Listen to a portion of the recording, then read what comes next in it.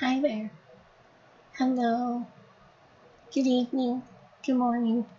Wherever you are. I don't know. Depends. It's morning and evening or night somewhere. Like right now it's 1 a.m. over here.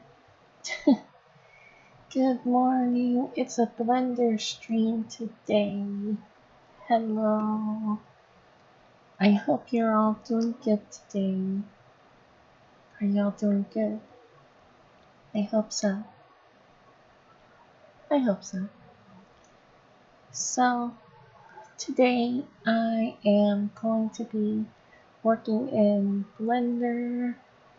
I'm gonna be showing off how to do some things in Blender, while I'm also going to be doing a conceptual model of my dream home, the home that I want to actually design in detail one day, which will be pretty fun. So, I've always kind of wanted this particular type of home, which I will show off here what I'm going to do. But basically what it is, it's of course it's a very contemporary modern home. Very modern architecture is what I'm looking at. Lots of horizontal and vertical shapes. And what I'm thinking of probably in terms of color, like maybe some cool grays, maybe some warm grays, white, around those type of colors. Keep it nice and cool, comfy. And it's probably going to be like maybe 3 or 4 floors. I don't know. I mean, I want to make sure I have room for things that I want. Like, of course, I have a nice kitchen, an island. Um, I'll have a game room for myself where I can game and stream and stuff. I'll have maybe a small home theater down in the basement or something. I don't know. A 2-car garage, because you gotta have room for a backup if you have a car. Gotta have 2 cars, because the backup, just in case, you never know.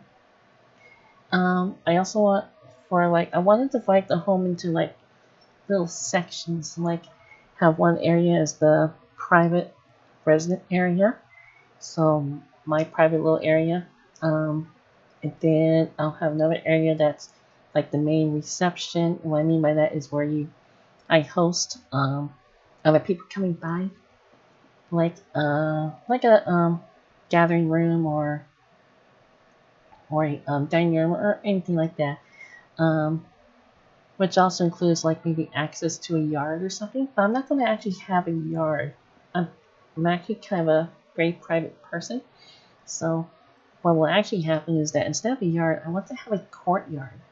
I want to make the home where it's like a big old walls and stuff around the outside, and then have an inner courtyard where most of my windows and light and stuff actually streams into the home is from the courtyard. So that way no one can see inside the home from the outside. But if you're in the inside of the courtyard, it will actually have windows all looking into the courtyard and stuff. So that'd be pretty cool. I'm also debating if I want balconies on the inside of the courtyard as well, which I might. Okay, so let me go ahead and turn on screencast keys so you can all follow along what I'm doing. Where's how do I turn it on again? This little check box here. There we go. And I hope that's large enough for everyone to see what I'm doing. It's going to be fun. I hope you're able to all follow along. So, yeah. So, first of all, I want to explain some of the stuff that you're seeing here on the screen right now. And so this is Blender. If you're totally unfamiliar with Blender, this is Blender. It is a 3D modeling software. It is free. You can actually grab it from the website blender.org. You don't have to pay for it or anything, even though I bet the ones who developed Blender would appreciate it if you donate it to their fund. They would probably appreciate that. No, I'm not advertising. I'm just saying, since I use Blender a lot. Blender is my go-to software for 3D art because it is free, and I just like the tools that Blender has and the functionality and stuff of it. To be honest, I'm actually professionally trained in Autodesk Maya. So Maya is actually it was my primary software, but nowadays I cannot afford it because it is way too expensive, hence why I use Blender. Both are good softwares. I like them both. The last one I used was the 2016 version. That was quite a ways back. 2016 Maya was actually very, very nice. It was a very stable program. It didn't crash much. I liked a lot of the tools in there. I don't know how Maya is today, because again, I can't afford it. So it's sad, and I don't think I have the graphics card to run Maya nowadays because I don't think the drivers are compatible with my card. So it happens, unfortunately. So anyway, so this is Blender. This is how people make models for movies, advertising, TV, and video games and stuff. They will create 3D models in here, usually hyper-realistic. Depends. If you're a company more like Disney or Pixar, you'd be more like making 3D cartoons. It's all hard work. But anyway, so Blender is quite different from Maya. If you're not familiar with Maya, then you won't have to worry about it. Blender does have a bit of a learning curve, but I feel it's the same for any 3D software, to be honest. Because there's a lot of stuff. Like when you first come in here, this is probably very overwhelming. Like, yes, so many buttons and tabs and other stuff here. You're like, bleh. There's a lot. So, yeah. So I'll go through, as I start designing things and stuff, I'll go through what I'm doing and showing off some of this stuff and what it does. And so, because I also want to teach how to use it, and I'm currently working on a tutorial series for Blender, first-time users for Blender. I was supposed to have another video up already, but things have been happening in real life, and I have to deal with stuff now. Like, I was doing a recording for one of them, and I got to re-record it because there's an airplane going by, and then other things going on, and yeah, it's annoying. It's very annoying. Okay, anyway, so without further ado, so Blender is actually how Blender works. The main key component of Blender is you have these panels. Blender is divided into work panels, like here and here and here and down here at the bottom. These panels you can actually manipulate by like the size of them by like holding the barrier until you get this little double arrow thing. You can move it up or down. You can move them like side to side, so you can rescale and stuff. But the even cooler thing about them is you can have certain panels open or closed as well. Like, I don't really need this one. This is an animation panel, so this is a timeline. The timeline for animation and stuff. I'm not going to be animating anything today, so I don't need this open. So to close a panel, you go to like the corner down here. Until you see this little plus shape down here. Then you drag it down like that, and it closes the panel. So now you don't need it. Now, if you need a new panel, you can do the same thing. You come down here until you get the plus. You can drag it up. Oh, look at that. A new panel. And then you can tell it what panel you want it to be. So, as you see, we have a lot of panels. a lot of different panels and stuff. I'm not going to go into any of these panels right now, except for maybe 3 of them, which we already have on the screen right now. Then these 3 panels are really the main ones you'd be probably working on if you're just modeling. So let's see. So this panel here, this big huge one, is the 3D viewport. The 3D viewport is the main workspace if you're doing 3D modeling and texturing and stuff, or even sculpting. This is where all the magic happens, is right here in this panel. So what will happen here is that you can make your models, add in models, create lights. Your entire scene is made in this panel. And you can manipulate all sorts of stuff here. As you see, there's a lot of tools. I'll get to it. This panel up here is called the outliner. The outliner shows a list of all the objects that are in your scene. Like right now we have a cube, which is this right here. There's a cube. We have a camera. This camera is for rendering, if we want to render our scene. And we have a light that will light these up. Right now, I don't need the camera or the light, so I'm going to delete them both. If you're wondering how I did that, I just held and dragged the left mouse button to select and select multiple objects. I hold shift and drag like that, and then delete, and it'll get rid of those objects for you. So now all we have left is a cube right here, and the cube, if you're wondering, is left mouse button. See, if you select, it's left mouse button. That's how you select. And then let's see here. What was I gonna say? Yeah. So you might want to know how to actually navigate the viewport first. So let's go ahead and talk about the 3D viewport real quick. So the 3D viewport, you can to navigate around this thing, you can zoom, rotate, pan the camera and stuff. And there are several different ways you can do this. The rotate, you hold your middle mouse button, don't scroll it, but you want to hold it, and you can move it in the direction you want to rotate in, like that. It's pretty cool. So that's how you rotate with the mouse. You can also rotate with your number pad. If you have a number pad on your keyboard, you can actually rotate using the 4 key or the 6 key.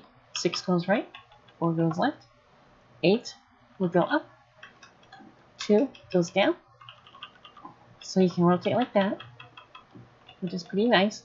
If you need to focus the camera on the particular object, say you're way over here, and you need to rotate stuff, and you want to focus on a particular area, you can click on your object, and then hit the period key or the delete key on your number pad, and it'll focus to the object, like that.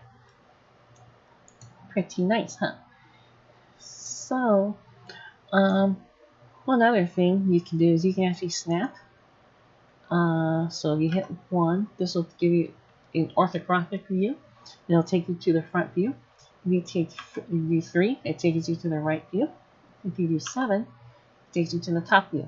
And then 9, I think, is the bottom view, right? So, but you can also go to the opposite by holding Control and hitting the same key. So, for example, I hold Control and 1, it takes me to the back view. Control and 3 gives me left. Control and 7 also gives me bottom. Control and 9 doesn't work, so don't try that one. And then you can still rotate like this. If you rotate out of these main views, it'll take you back automatically to perspective. But you can tell which mode you're in because it's right here in the upper left corner. Right here. Pretty nice, huh? Okay. So, now that, excuse me, now that we have 2 ways to rotate, there's one other way you can, and it's going to be this little icon here. So 3D space is divided into what is it called? Cartesian space or something like that. I forget how you pronounce it. But these are your axes. The red one is X. Green is Y. Z is generally turned off, but you can actually turn it on if you want. Right here. See, so there's Z. So you can actually turn on Z if you wanted to. For F4, can I turn on the can I turn that on? No, I can't. I don't even remember. I thought there was a way to turn on the grid for X and Z and Y and Z. I don't remember. Anyway, whatever. But generally, you don't have Z on. There's no reason to have it on. But that's your personal preference, I guess. It depends. Anyway. Anyway, so it's in Cartesian space, and you have this icon here where if you drag it, you hold and drag, you can also rotate with this, because it's like a little sphere. And clicking and dragging it allows you to rotate as well. So if your middle mouse button is not working, or if you hate using the number pad, you still can use this up here in the right corner as well. And clicking on one of these little circles here will snap the view to that view, like that. And then if you hold and click off, it'll rotate back on, just like that. The direction that you see here, so Z going up, like that, that's always going to be up. Y going this way, that's actually the back view. That's the back view. And then going this way is to the right. I think that's right. Yeah, that is right. So this way is actually the front. Okay, so let's see. So another thing you can actually do when you're rotating is if you hold shift, no, not shift, it's alt. If you hold alt when you're holding the middle mouse button, you can also snap your view to a certain way. So like you can snap to an axis like that. So you can snap to Y. You can snap like this, and it'll snap to like by what 45-degree angles, I believe. I think you can do the same thing up here. I think. Yeah, it does. It's a little bit more sensitive here, or not as sensitive. You can do it here some days. I know I can do it. Oh, yeah, there it is. So you can do it with the icon here. You don't have to do that with the number pad because the number pad already snaps. But yeah, so if you hold Alt, you can snap it like that. Okay. So yeah, there's a lot of ways to rotate around your object. So now that we know about rotating, let me show you how to zoom in. So if you want to zoom in, you hold Control, and you can go up or down on your mouse while holding the middle mouse button. So up zooms, down zooms out, just like that. Excuse me, sorry, my throat. Anyway, so hold Control, hold your middle mouse button, up zooms, down zooms out, just like that. Really easy. You can also scroll wheel the middle mouse button, and it will also zoom in and out for you. So scroll up, zooms in, scroll down, zooms out. So you can do that as well. Let's see, and then another way to zoom in and out is there's this magnifying glass with the plus symbol. You can hold your mouse button and hold it go up or go down, and that will also zoom in for you as well. Whoops. I went in too far. But that's the zoom in and zoom out. And one other way you can zoom in and zoom out is on your number pad. You can hit the plus key That will zoom in. The minus key will zoom out on the number pad, like that. So again, 3 different ways at least to zoom in and out. Can you do the snap? No, it doesn't do any snap like that. Okay. No snap. Okay. Anyway, and then the last thing is panning. In the pan, you hold down Shift and your middle mouse button, and you can drag your mouse around like this, and you can pan the view. So up, down, left, right, diagonal, whatever. Like that. Whoops. See, and if you scrub like that and you can't find where you were at, just hit the period key on your number pad. First select your cube, then the period key. Okay, so now let's see here. So that's one way to pan. Hold Shift, hold your middle mouse button, and drag your mouse around.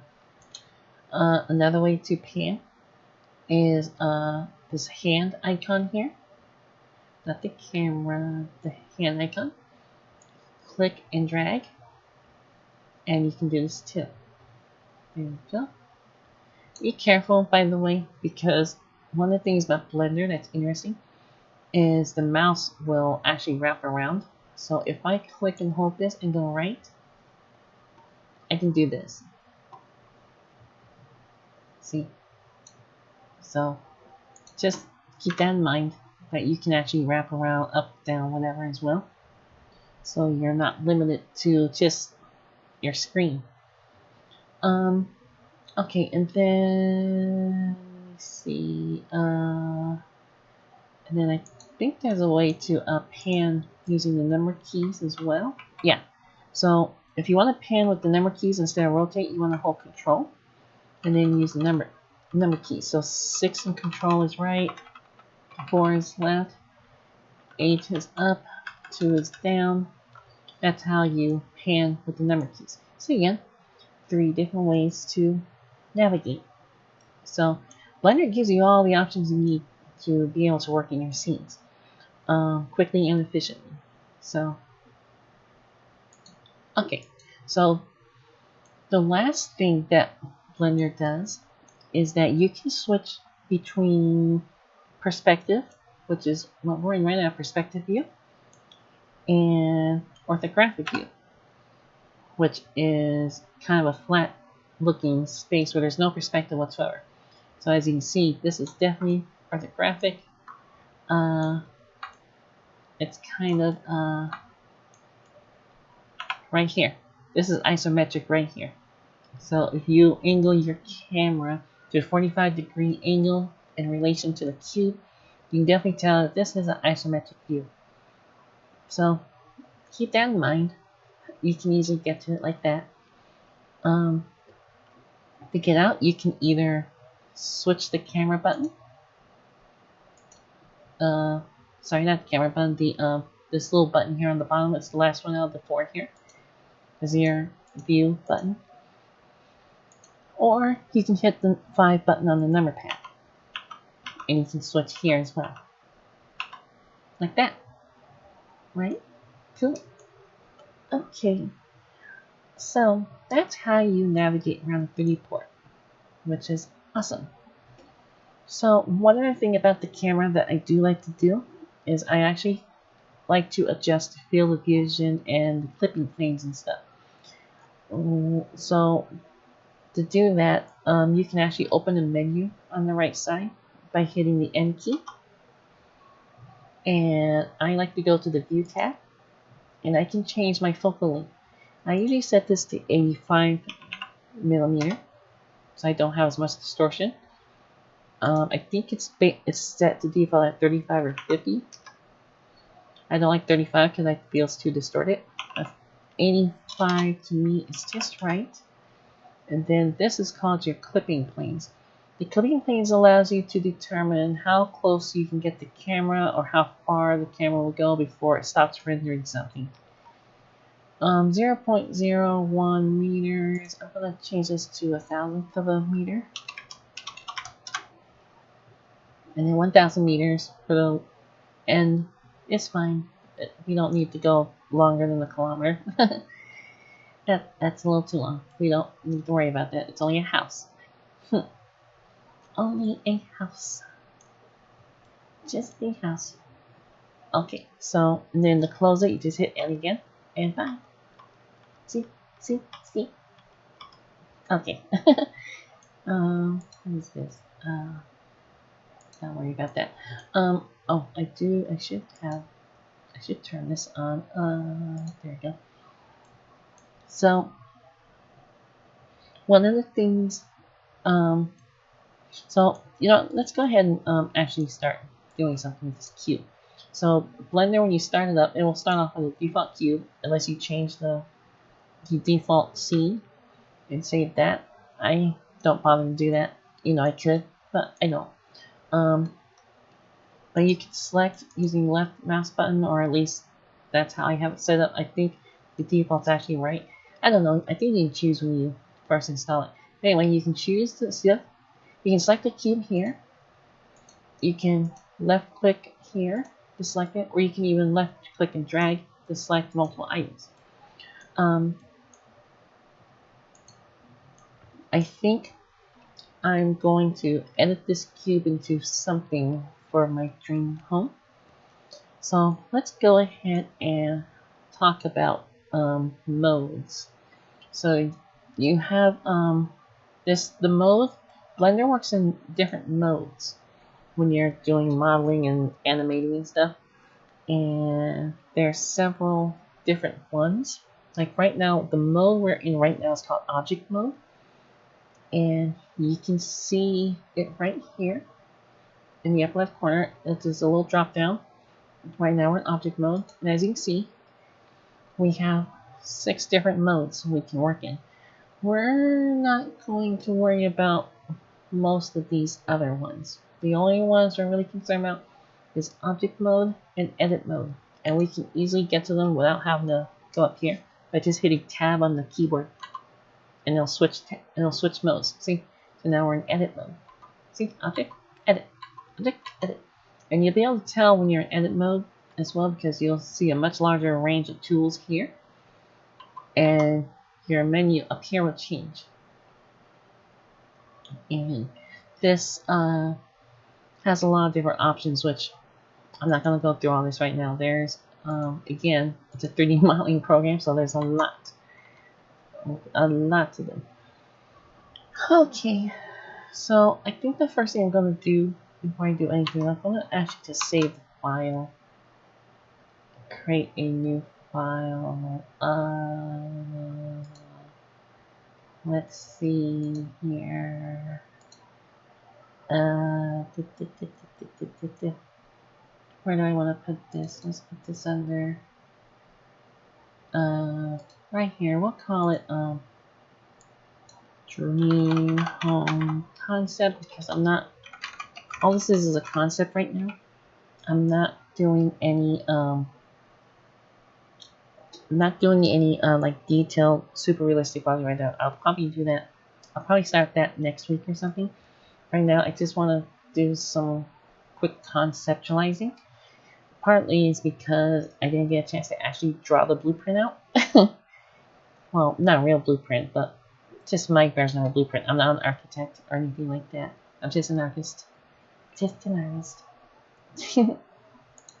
Okay, so I'm going to save Blender file. It'll be saved as a .blend. You probably cannot see it on the screen because I don't have the software capturing that, which is fine. You don't need to see my file structure. It's messy. Okay, so let's see here. I'm going to now go into object mode, and you see how everything's selected already when it's all orange. That's when it's selected. I'm just gonna click off of it because I don't want everything selected yet. So we have this cube. It's a lonely cube, and we're going to turn it into something more interesting. And to do that, we have a variety of options that we can do, which are all right here. But there's also key bindings for doing these as well. And I will demonstrate both. Whoops, my mouse acting goofy. Okay, so first thing I'm trying to figure out is the actual shape of this home that I want. I know I want a courtyard. Since I know I want a courtyard, maybe I will make like a square thing around here. So, first thing I'm going to demonstrate is something called edge loops. I can draw a loop around this. What an edge loop is, it's just a line that goes around a certain way on a model. Let's see, which one is the edge loop tool over here? That's extrude, inset, bevel, loop cut. Yeah, so it's called loop cut, and that's what I'm going to be doing. I'm going to be cutting a loop into it. You can do it right here, and you can highlight which direction you want it to be in. Or the faster way you can do it, go back to this. The faster way you can do this, if I, no. Cursor, select box, rotate, yeah, whatever. One of the things you can do is you can do it by hotkeys. So to do the loop cut by hotkey, it is Control R. Control R will also do it for you. So I'm going to click and drag up. Maybe do like that. Okay, so that's kind of what I'm thinking I want. I'm going to add another cut here. And another cut here. Just like that. There we go. And the reason I'm doing this because I don't want to bring out the entire face. I only want to bring out a part of it. So in order to do that, I needed to cut it. So, and now that I have the shape I want, I think I'm going to go ahead and extrude. And what extrusion is that you can take a face or a line segment and extrude a face from it, or a shape is what you can do. So let me demonstrate. Extrude is this tool up here. Right here, extrude. There's different ways you can extrude. I generally just use extrude region. So to do that though, you need to have a face selected. So if you go up to the upper left corner, you have 3 little boxes here. Right now we're under vertex. This one is line or edge. These are edges, not lines, they're called edges. And then faces. We want a face. I want to select the face. Which way do I want to go though?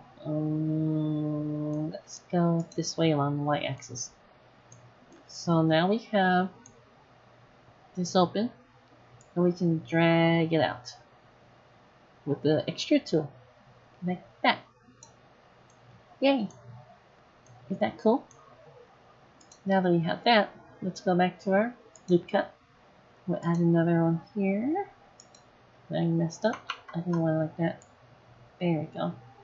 So to make sure you can drag this, so before you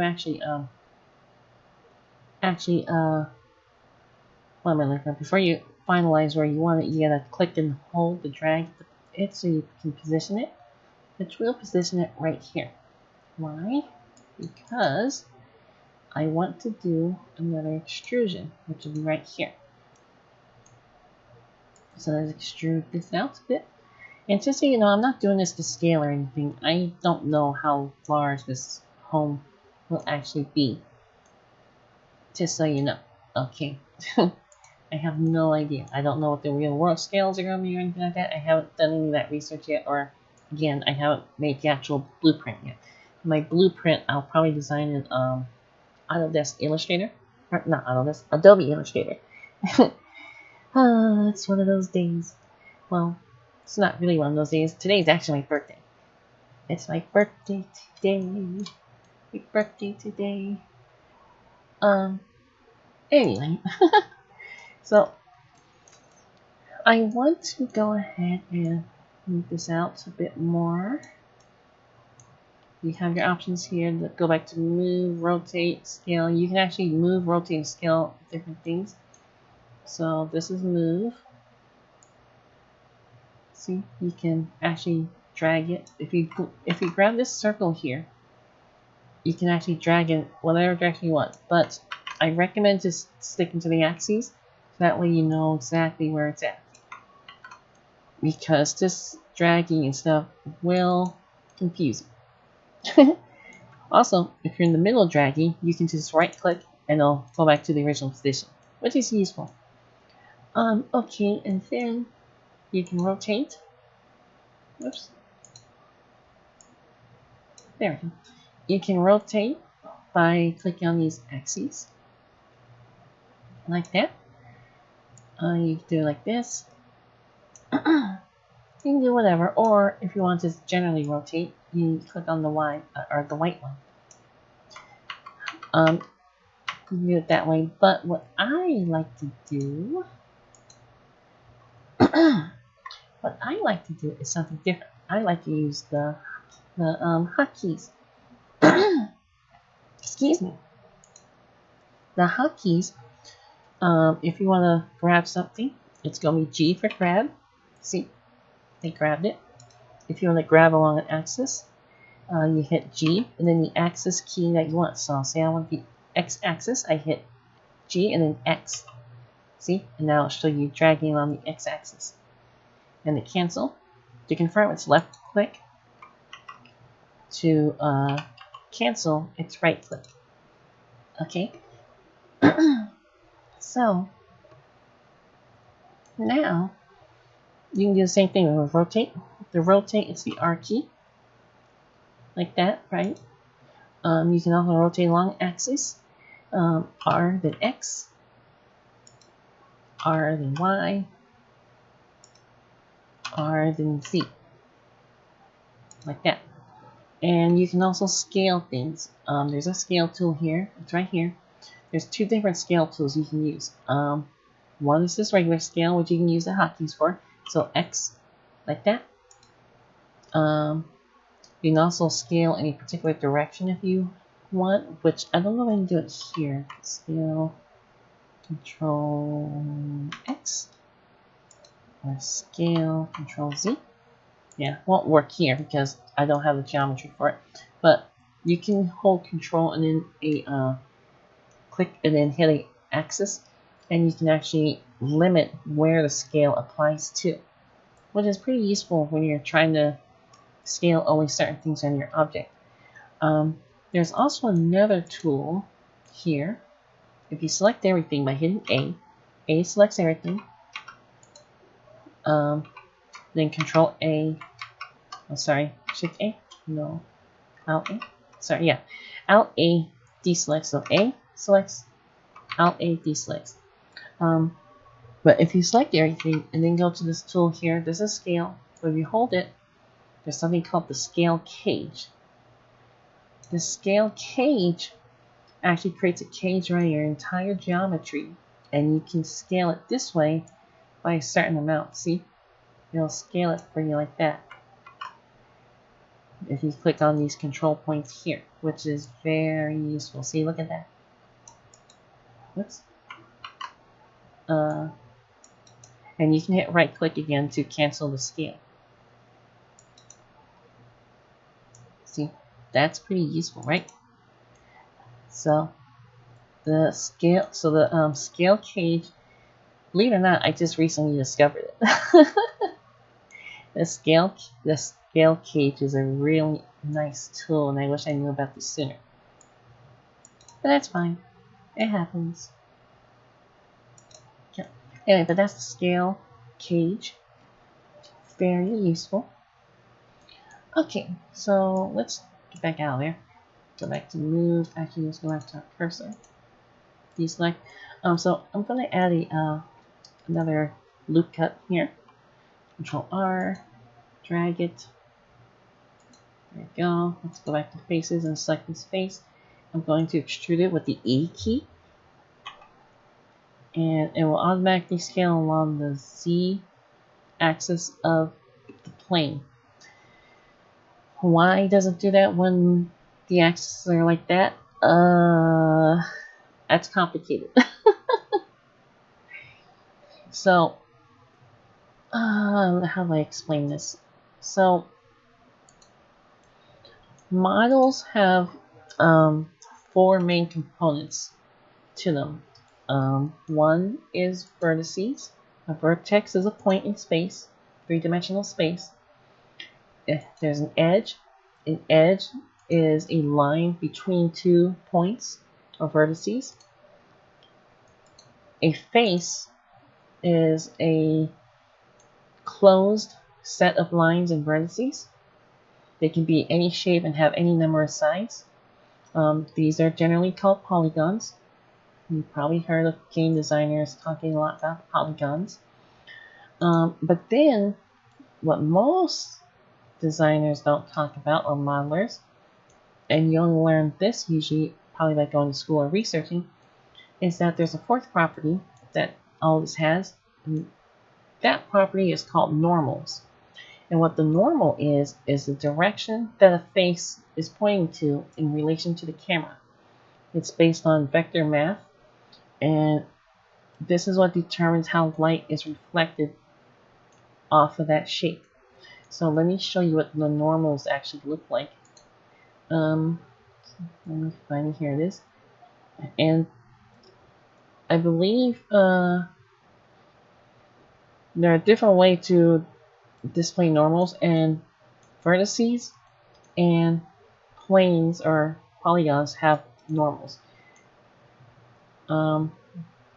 Let me demonstrate this here real quick. I don't want to get too much into it because normals can get a little complicated. Here we go. Let's increase the size actually so you can see it better. There we go. So these blue or these cyan lines here, they look more aqua than even cyan, but whatever. Anyway, you see how they're pointing out away from the face? This represents the direction that this face is pointing you. In video games, this is very important because most game engines do not render the opposite side of that normal. So if you're looking like inside a character, you see how we're inside here? In the game engine, you won't see any of this if you're on the opposite side of the normal. It won't render. So this is very important to know when you're making games, because the reason why it's like this, because if a game engine rendered both sides of a face, it's effectively doubling the polygons, and that can get pretty expensive. So if you have like a say a 24 polygon object that's rendering both sides of the face, that is actually going to be 48 polygons and not 24. So you can see how that adds up quickly. The other thing about normals, again, is the normals determine how the light is hitting an object and reflected back to the camera based on vector math. I won't get into vector math right now. Most artists don't need to know the details on it, but you can research that on your own, and knowing about it actually will help later on. Okay, so let's turn that off. Oops. Let's put you back to 0.1 and turn it off. Okay. So anyway, we won't worry about normals. We're not here to concern ourselves about super complicated stuff. Okay, so let's complete our little shape here. Let's see. Control R. We'll add one last loop cut about right there. Yay! Look at that. Yay, yay, yay, yay, yay. Okay. But it's supposed to be a courtyard, and it's open. We need to close this. Okay. Let's go ahead and extrude. We'll hit E. And go like this, and oh. See that, right? It's not actually, merging. How do you do that? Well, there is a trick. It's Control Z this. And I say Control Z twice because here's a thing that you gotta be aware of when you're extruding objects. If you hit E, Blender does the operation, right? But if you hit cancel, all it does is cancel you moving the distance of the extrusion. It does not cancel the extrusion. All you do is cancel the distance. You see? It's still here. So make sure you hit Control Z twice. And to double check you did, just do this. Okay. So we have a problem.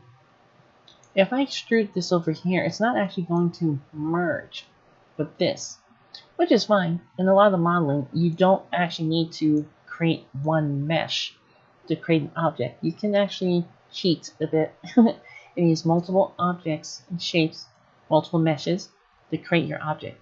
In this case, though, for the house, I actually want this to be kind of one shape, or at least this part. We'll add more other shapes later. But for now, I want this to actually be one shape. So what we're going to do is I'm going to click on this, and I'm going to click on this. Hold Shift to select multiple objects, and then left click. Then what I'm going to do is I'm going to hit the X key. The X key allows me to choose how I want to delete these shapes. What I want is to delete the faces. Certain times I can just dissolve things, which I won't really go into that just yet. Dissolving is a little different. We just want to delete faces. So you see, now our mesh is open. Oh my god, I can't believe it. It's open. No, no. I'm feeling exposed. I'm letting in all the air. Stop. Anyway, so this is what we actually do. We deleted that, but we still need to connect these. So what you can do is that there's actually a tool that you can use. Let's go ahead and highlight the edges first, or else we won't be able to use this tool. Okay, so highlight all the edges that are open. And then, let's see, is it bridge? Yep, okay. So, what you want to do is something called bridge. You go up to here, edge. This is one of our menus that I was telling you about. There's a lot of options. What you want to do here is you want to bridge edge loops. So you click bridge edge loops, and it fills in the space for you. So now, this is all merged. See, if you test it, see? Isn't that cool? Yay! Look at that. So now we have a little courtyard. We have the shape of our house. Well, we kind of have the shape of our house. I actually wanted to make it look a little more interesting. Whoops. Ah! I went wrong thing. Wondering what that was.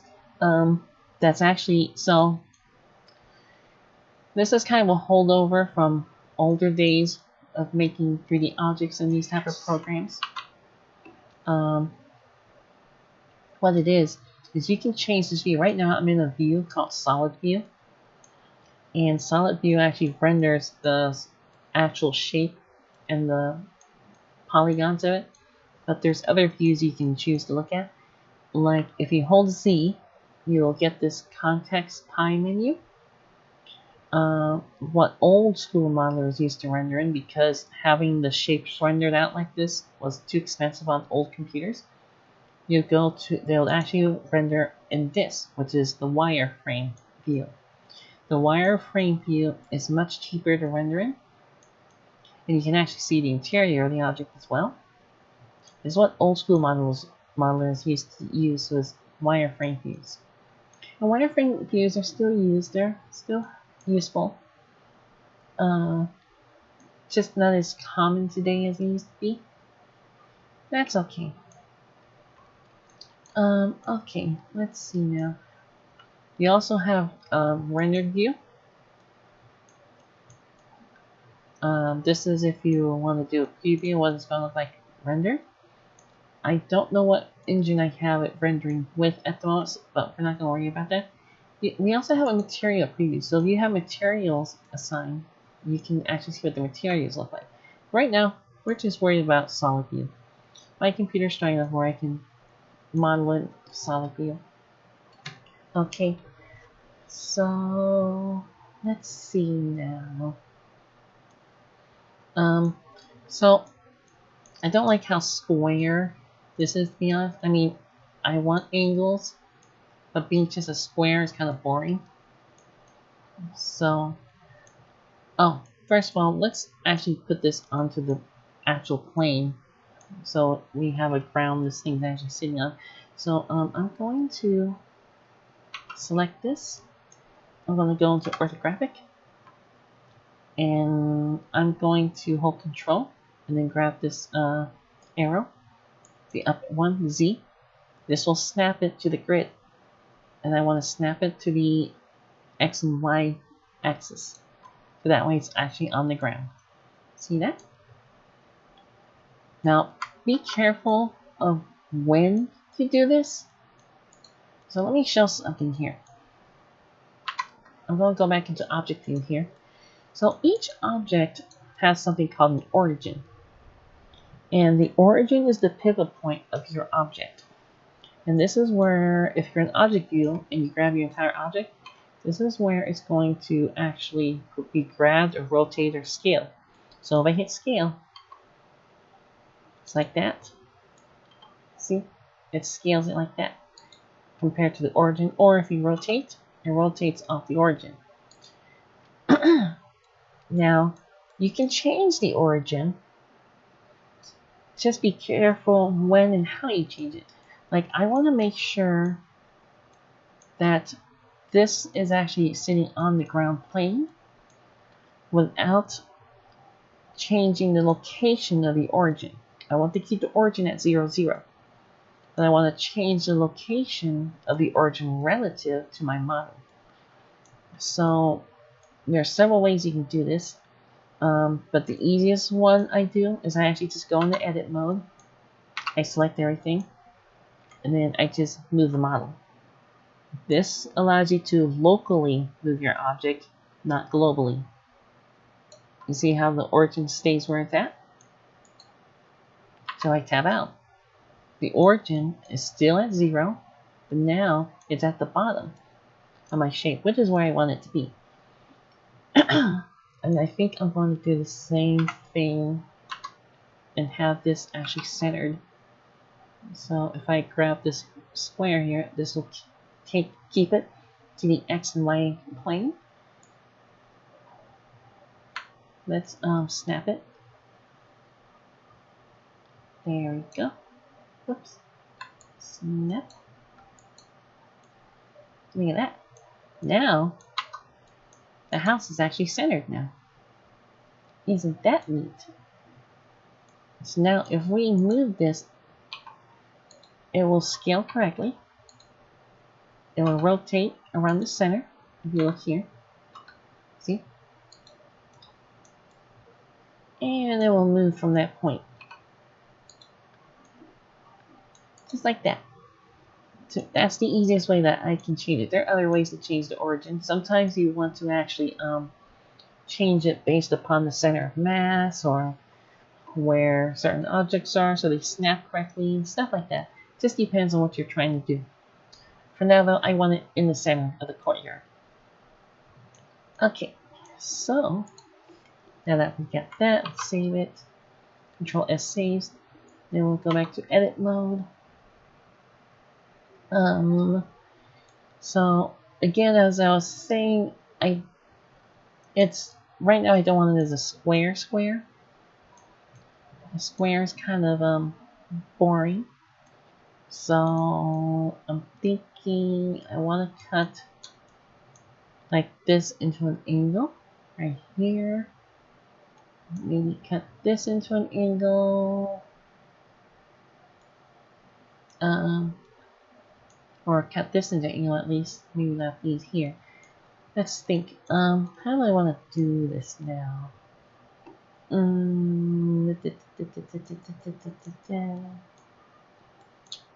I could always do a knife cut and then delete all those edges. I could do that. So there's a tool that we have, which is over here. I think. Let's see. I think it's over here. Oh, yep, here it is. The knife tool. The knife tool, as we do, is just drag a line across and cut right through there. You can either use this tool, which you have knife or dissect, or you can use K. K is the hotkey. I'm going to use K, and I'm going to cut right through here. There's a reason. You'll see. I'm also going to cut from here straight down. Whoops. Gotta be careful of that. You can cancel out by hitting right click. Right there. Hit enter to confirm. Do the same thing here. Down. Right there. Then we're going to cut across here.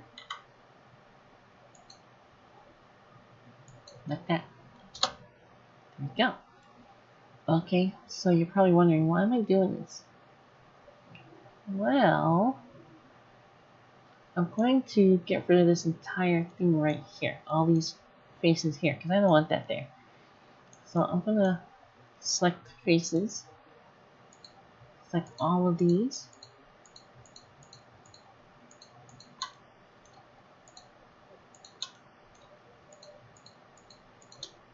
And I'm going to delete them.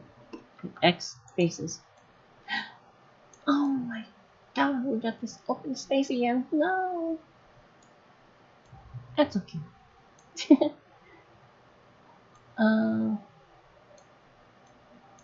Let's see. So I'm going to now, we're not going to use bridge this time because we're not bridging between two open spaces. There's only one open space. What I'm going to do is I'm going to actually fill this. I'm going to use something called the fill tool. So we'll select all of these.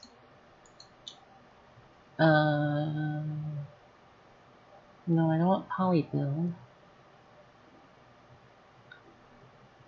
Poly build's a little bit more complex than that, and we don't really need that. Well, to use fill, is in here. Yeah, you can either go to face menu up here, you go to fill, or you can hit F. It'll fill it for you. Another thing you can do, just to make this quick, is you can hold Alt and click on one of your edges, and it will select all the edges around the opening.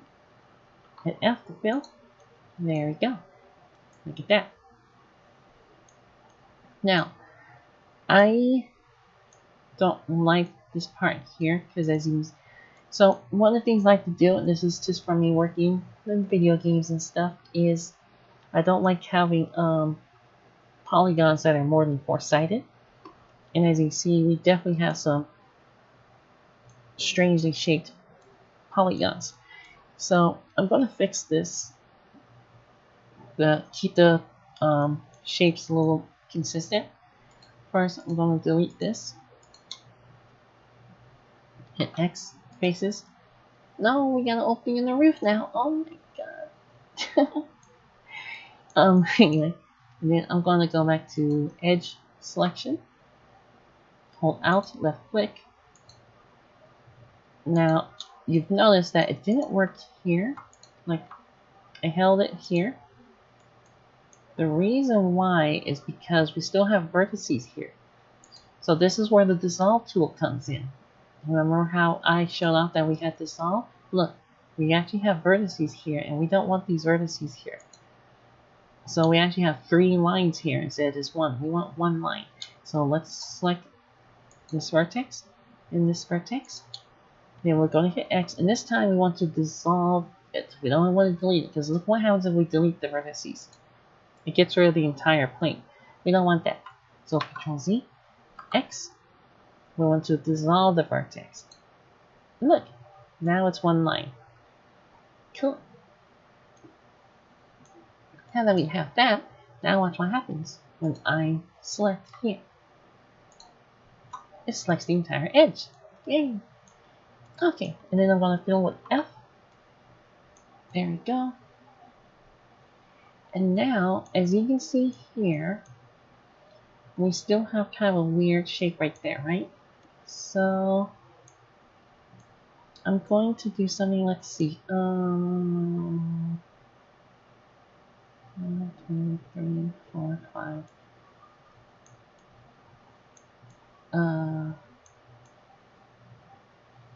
I could split it like that, but I want to keep the edge here. So let's use the knife tool again. I'm going to do this. Didn't hook up. Whoops. So notice here that this is actually not hooked up. I'm going to go ahead and merge these 2 vertices. I'm going to click this one, then click this one, and then if I hit Alt, if I hit M, I get an option on where I want to merge them. I want to merge them to the last one, so do like that. Now it says 1 vertex, which is very convenient. Here we don't have any lines. I want to split this, so do that. Do this. Bam. There we go. 2 lines. Okay, now one other thing. Again, I don't like having strange shapes. Like this is a 5-sided polygon, and we don't want 5-sided polygons. We want 4-sided polygons. So, I mean, technically, I'm not going to be putting this in the game engine, or as far as I know, I'm not going to be. But it's just good practice to keep everything as a 4-sided polygon, or a quad, as we call it in the game industry. So there's 2 ways I can do this. I can either split it this way, or I can split it this way. I could probably 1, 2, 3, 4. 1,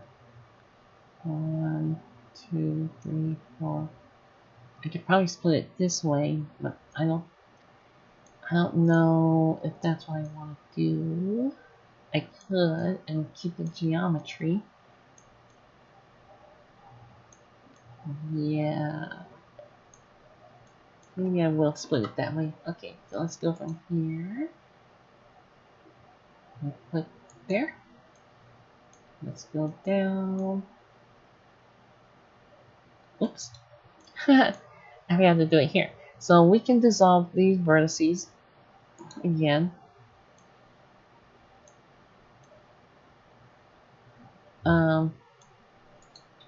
Actually,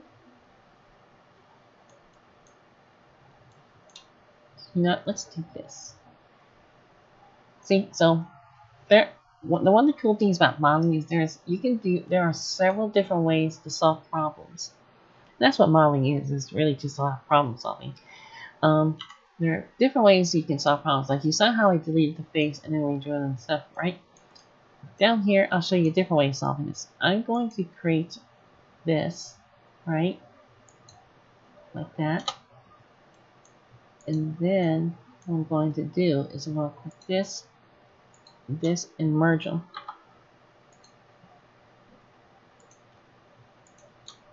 And this will actually give me the same shape as I got up on top. See? With no strange remaining vertices. Pretty neat. So, let's move these this way so it's more aligned to on top. Actually, this is where our frame view comes in handy because now I can see what this actually looks like. So let's drag you over here. Make sure you're aligned. Drag you over here. Make sure you're aligned. There you go. What's going on with you? And to the bottom. Yep, to the bottom. Okay, that means you need to line up this way. Unify. Okay. I'm not gonna try to be exact, but I can be very exact if I want to be. And sometimes you actually do need to be exact, depending on what you're doing. Right now, again, I'm not really worried about it. Okay, so now that we have this, let's see.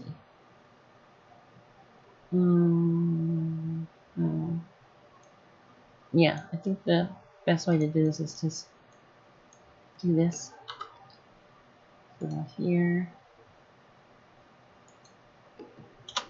like that.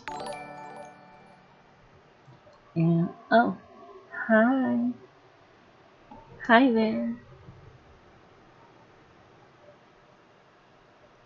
Hello, Lister.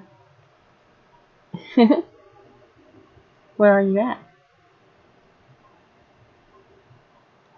Thank you for the follow. Thank you. Oh, right.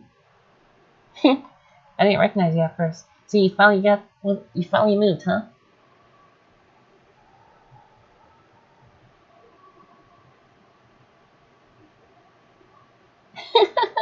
That jet lag. Yeah. Jet lag will do that. You'll adjust. Takes time. Yep. So, looks uneven on the bottom. Whatever. Well, congratulations on your move. I'm glad you finally made it to Canada. How do you like it so far, besides the terrible jet lag? There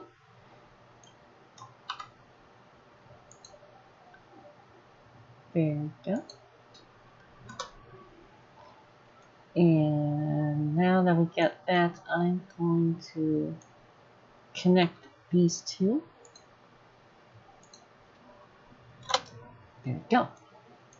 So look at that. 1, 2, 3, 4. Look at that. All quads. Perfect. Comfy?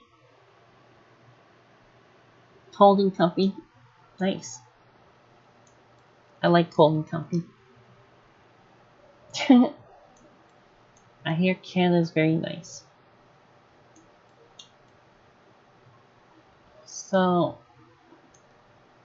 I'm just looking at this here and I realize how awkward this is and it's kind of bugging me. It's really noticeable on the bottom. Like this is much wider. So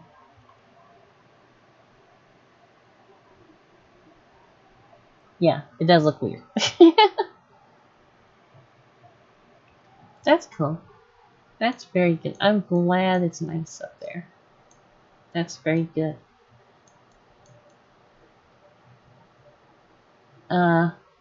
Yeah, that's annoying me a bit. This is what I was talking about when I said I can go for hours just trying to be exact. Which I think in this case this needs to be exact. So I'm going to select these vertices.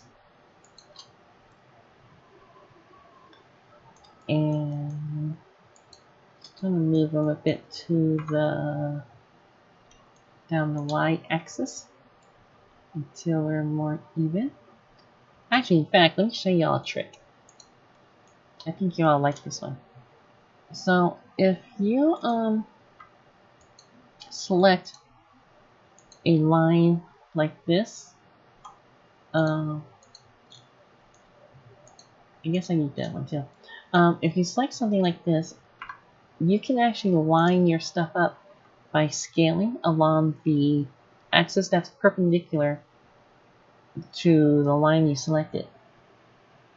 So if you hit scale and Y, this will line up your edge.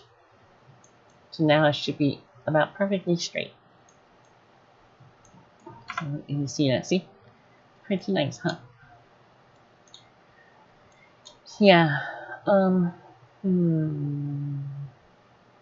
This needs lined up a bit too. So I'm going to select this side.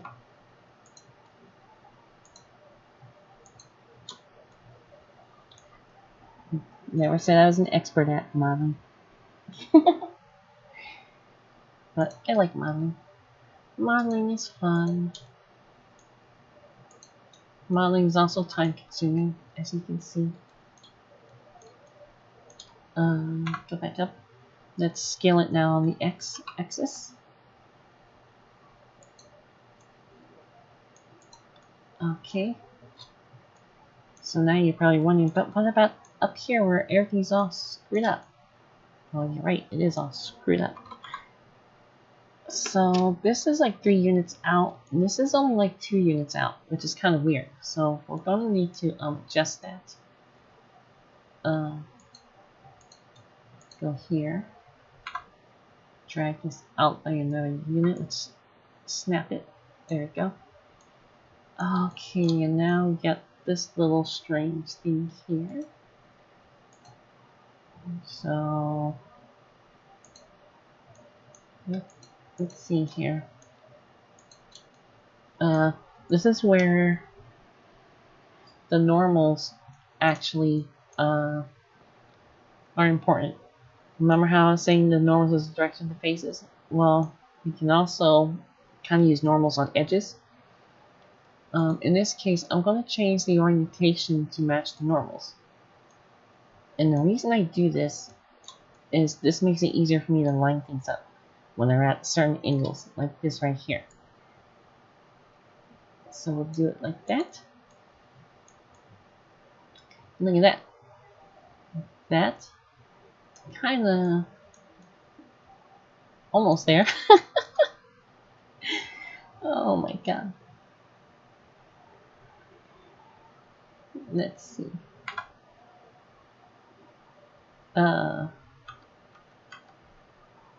Yeah. This is one of those times where you just hate yourself for doing weird stuff. It bugs me. How do I want to fix this? Let's go back to global orientation. Let's bring this in a bit more, like that, maybe. Maybe. Oh no. Oh no, no, no, no. Okay. It's not gonna be perfect. I know.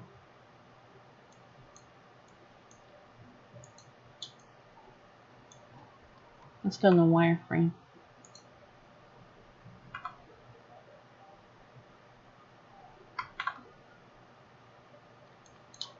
Ah, see, that's why one of these is not lined up correctly. And it is the one on the bottom, actually. The one on the bottom is not lined up. So we will have to fix that. Let's do it one vertex at a time.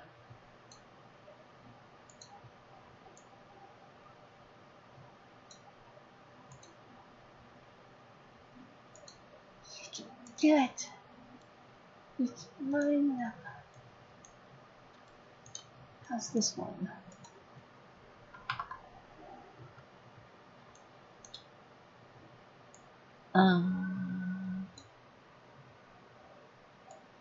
Go right there.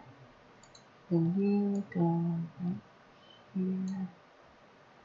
There we go.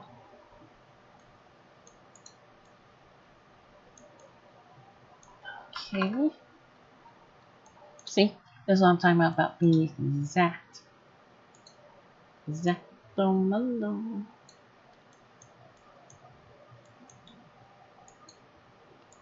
Okay. There we go. Oh, and this is really off.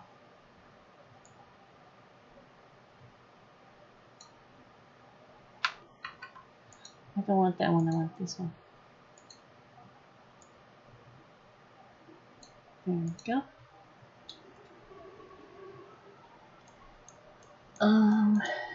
And then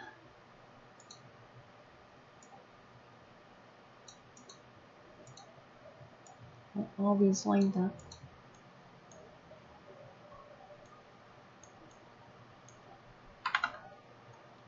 Go down here.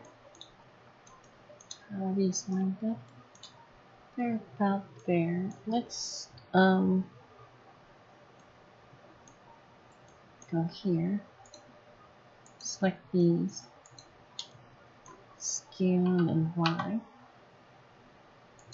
There we go. Better. Okay. Still kind of off.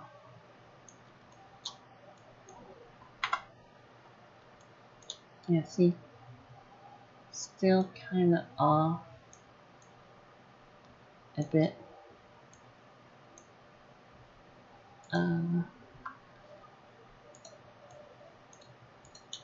Whoops.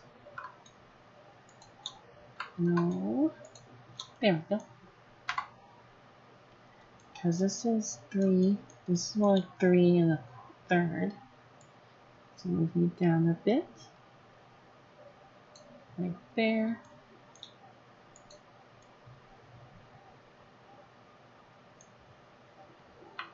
Let's go back to solid mode. Okay. I think that's as far as we're gonna get it on that. I mean, I guess I could do one more little change. This is where the scaling thing I was talking about earlier helps. So if I scale and then hit Control Z, this will constrain the scale.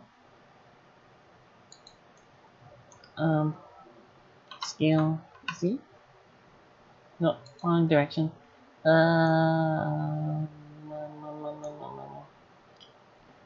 Z S S. I thought it was Control Z. Is it Shift Z? Yeah, Shift Z. Sorry, Shift Z. So I can constrain the scale like that. I don't want it like that.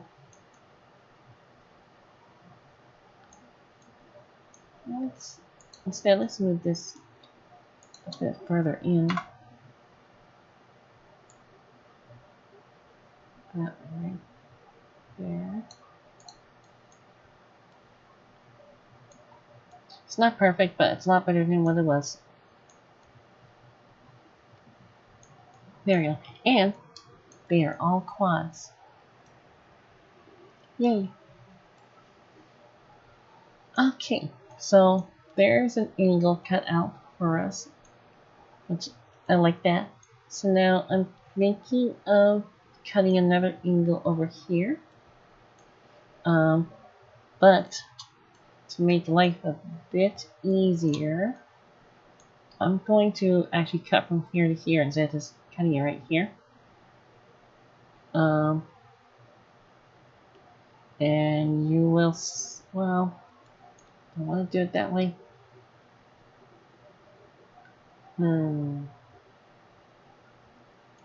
I'm gonna cut it right here. You'll see. From here to here. And from here to here. With the knife tool. There you go. And let's save it first before I mess up. Bought a free sync monitor for... Oh, cool. Nice. I haven't messed with CAD in a long time. Very long time. Last time I was in drawing CAD, that was like, geez, it's 2021 now. I'm showing my age. Hey, I know it's my birthday, but no one's allowed to ask me how old I am.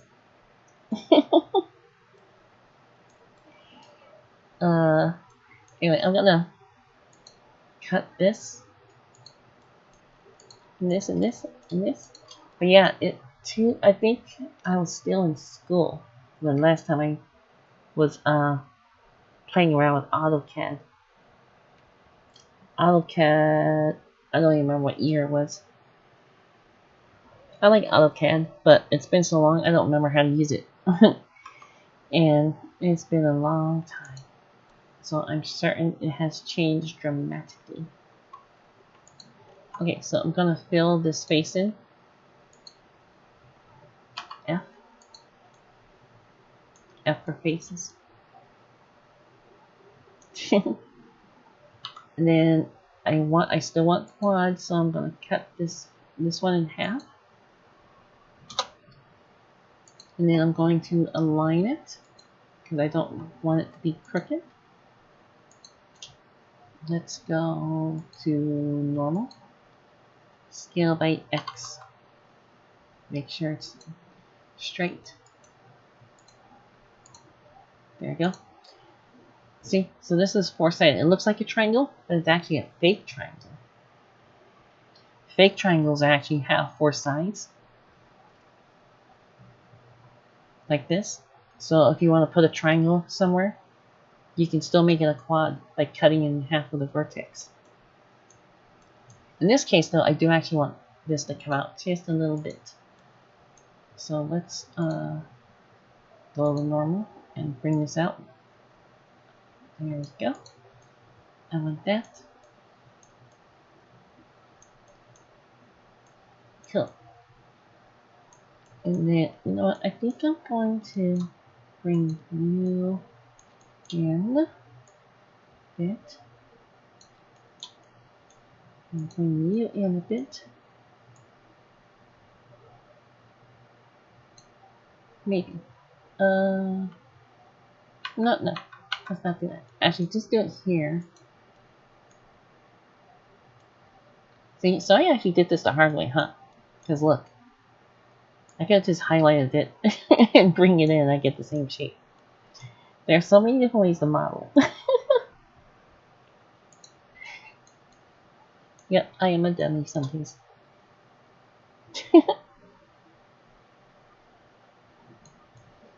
And look, actually, now that I think about it, I could have done it. Like, look, watch this. This makes this even funnier. So if I grab this and extrude, let's go global. Or no, actually I do want normal. So watch this.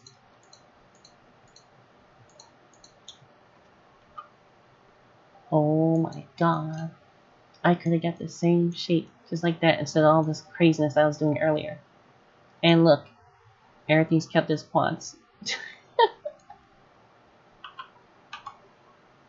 Yep, I am a dummy.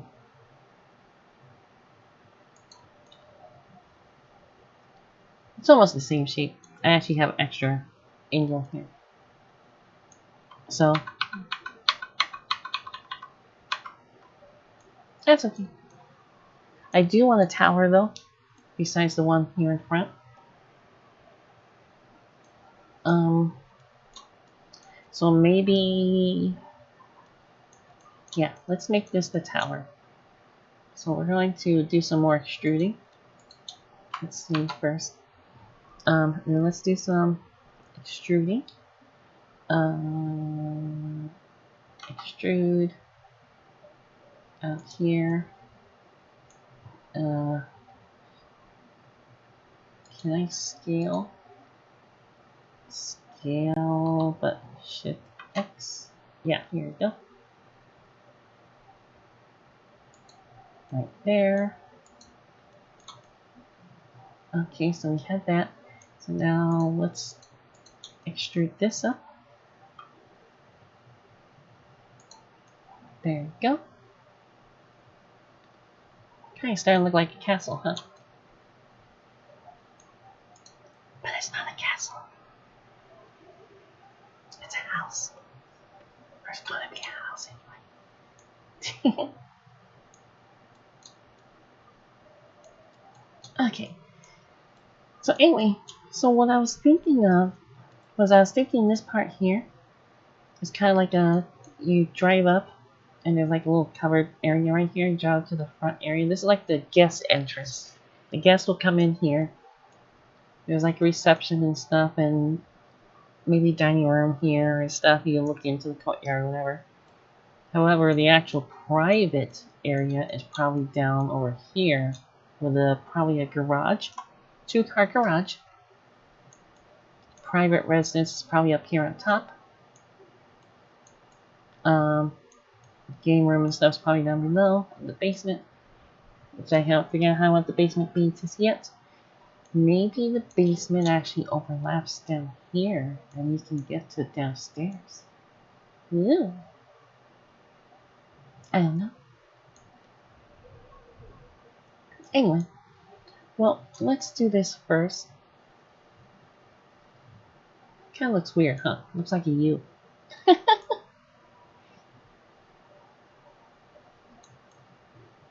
Okay, anyway, whatever. So I'm thinking, let's go ahead and separate this into our 2 floors. Oh, actually, let me demonstrate something. So you can actually make as many loop cuts as you want by using the scroll wheel. So if you hit Control R and then use the scroll wheel up, you can add loop cuts, as many as you want. Or if you scroll down, you can reduce the amount down to 1. I actually want 2 loop cuts. And then I'm going to scale them by the Z-axis. So S and Z, and bring them together like this. This will separate our 2 floors for now. The main reason I'm doing this though, because I want to create the little covered walkway area. This will actually be the guest entrance.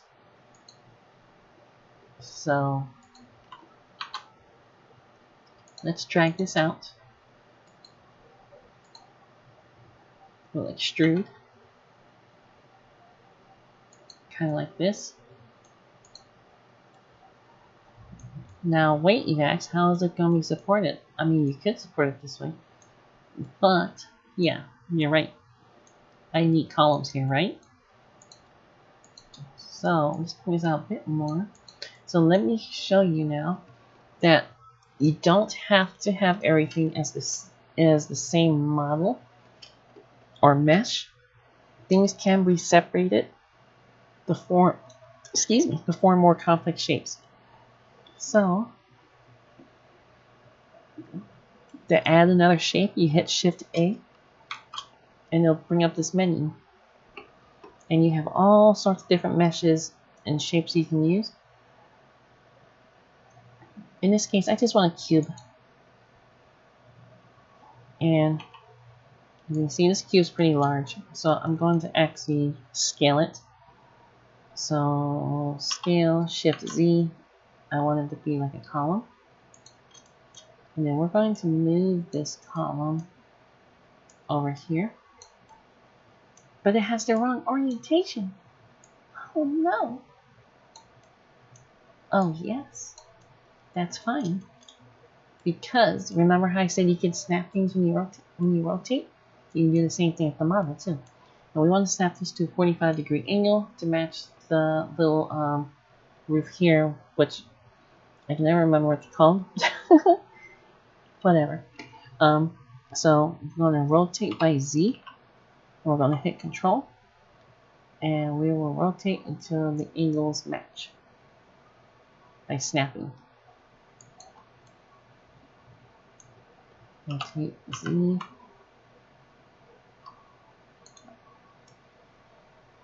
Come on. Rotate Z. Oh, oops. I'm normal, that's why. Oops. Global. Rotate Z.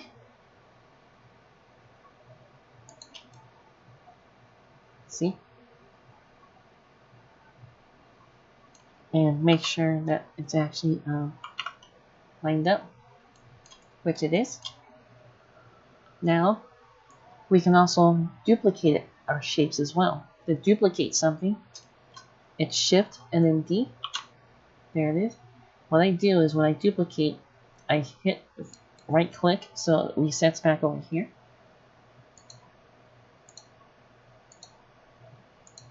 And then I can move it like this.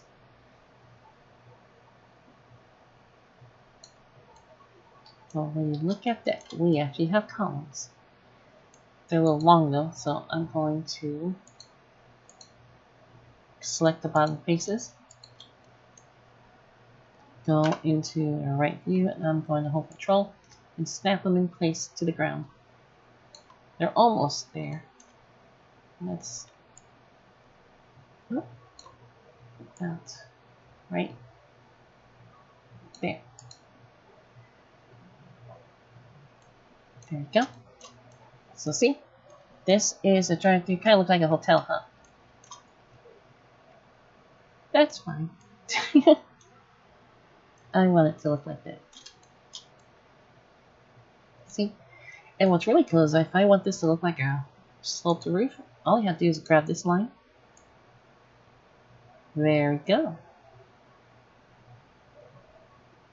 Isn't that cool? Now that's pretty nifty. I like that. Okay. So I think what I want to do here now, I think I'm going to extrude this area out a bit more. So let me grab this and this, this and this.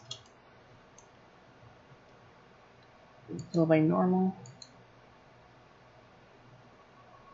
Extrude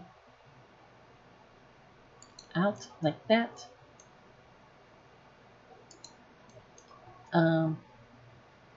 Back to global.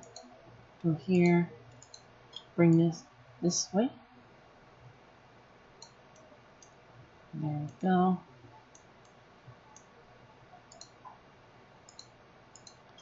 Bring this way.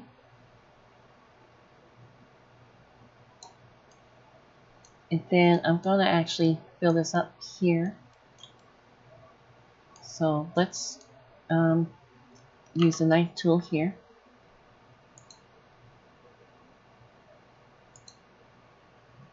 Oops, what happened? Oh, I screwed up.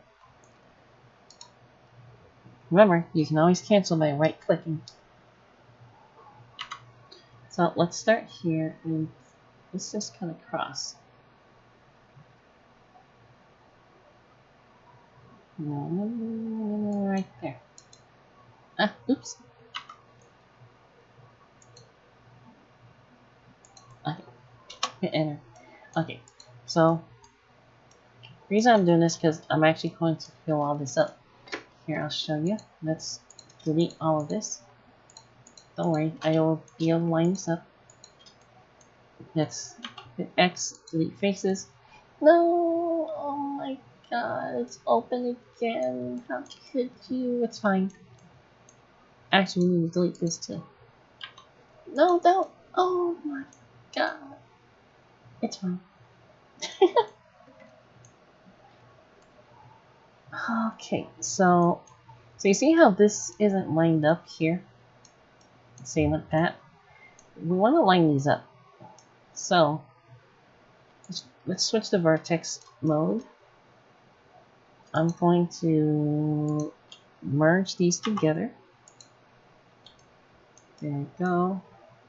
I'm going to merge this one together.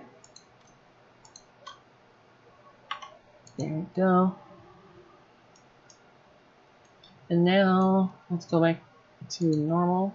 And I'm going to straighten this out. Scale Z. There we go. And now I can have a bit of fun here. Let's do this. Let's grab this edge, and hit F to form a face. And now watch this. I'm going to put an edge cut here. So now this makes things a lot easier because I can do this now to fill things up.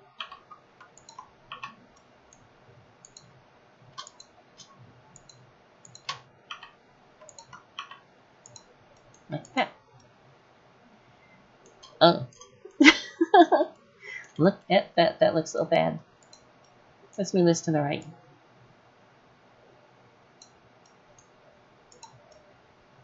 There we go. That's better. It's not totally even. A little bit more.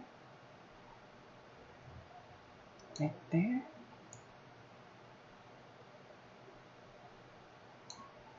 And there we go. Let's move the vertex to the right a bit. There we go.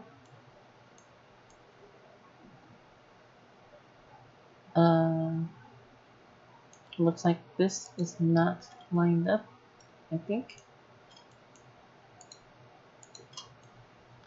Scale X.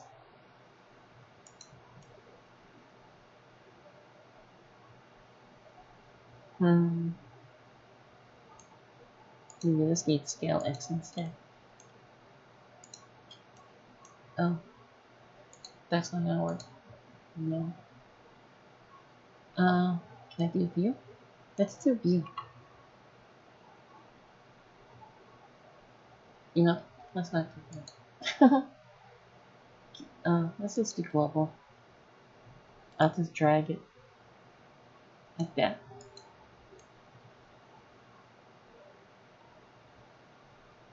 Okay. Interesting.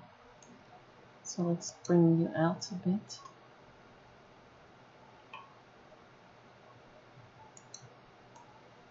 Okay.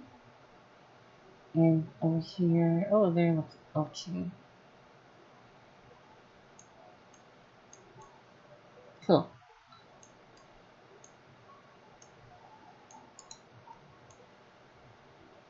There we go. Okay. So I think we'll leave it at that for now. Maybe we can add a door. Maybe? Should I add a door? Let's add a door. Or at least the impression of a door. So there's another tool that I like to use a lot. It's called the Inset tool. You can activate by either hitting I or going over here, and I think it's around here somewhere. Yeah, right here, Inset Faces. It's either this one or the I tool, or I key. Let me hit I. You see what it does? It creates a whole bunch of faces by insetting the current one you have selected, which is pretty nice. You also get a little weird with it, but we don't want to get weird. Not today. We're not being weird today. Okay. So now, can I go normal with this? I can't. I think. Yeah. Scale. Oops. Scale.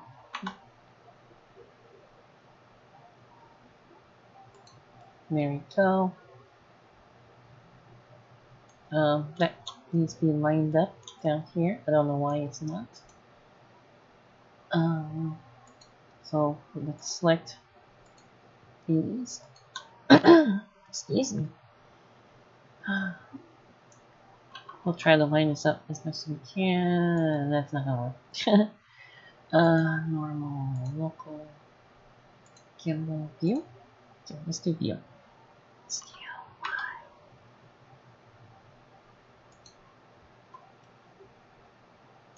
Y. It's a bit uneven, so I'm going to move this a bit this way.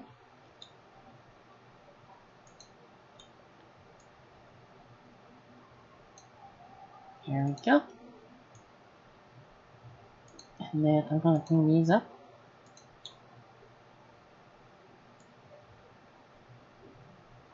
Up here.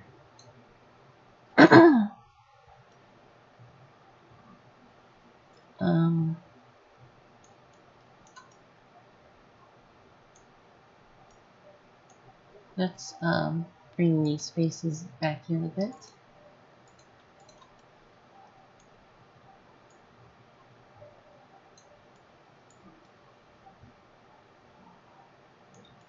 Okay.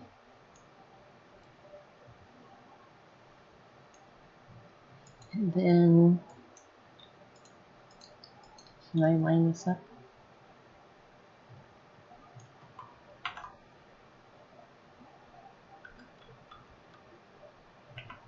Maybe. Let's see. Scale Y.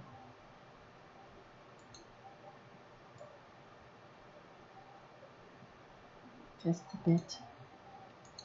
Okay. Let's scale this. Whoops.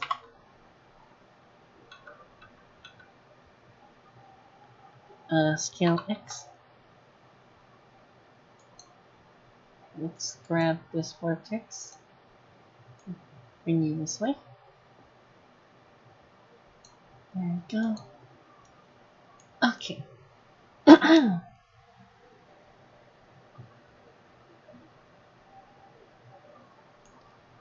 Bring it in just a bit. And see up here. Oh. Open. No. Nothing. Whatever. Actually, just leave that one. Anyway, so now I'm going to cut this out as well. Okay. X faces. Now we're going to fill these faces in. This time, instead of extruding the entire polygon, we're going to extrude in the faces instead, or the edges, I mean. So I'm going to hit extrude and then right click, and then I'm going to grab this and bring this in.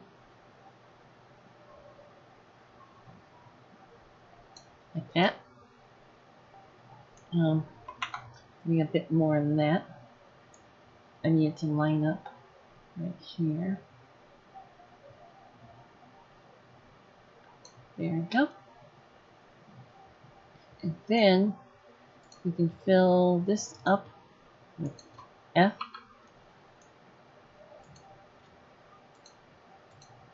And more F. And I think we'll do more F there.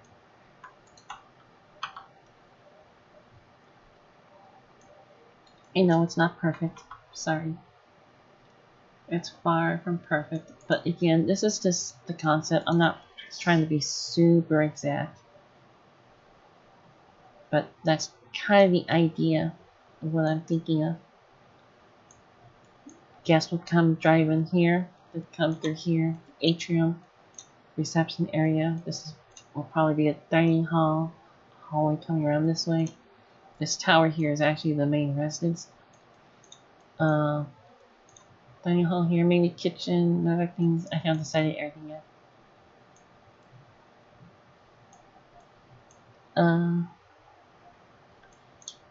Okay, so I think I get the, so that's the main entrance right there, I feel, which is pretty cool. Yeah, I like that. So let's save it. And now let's see here.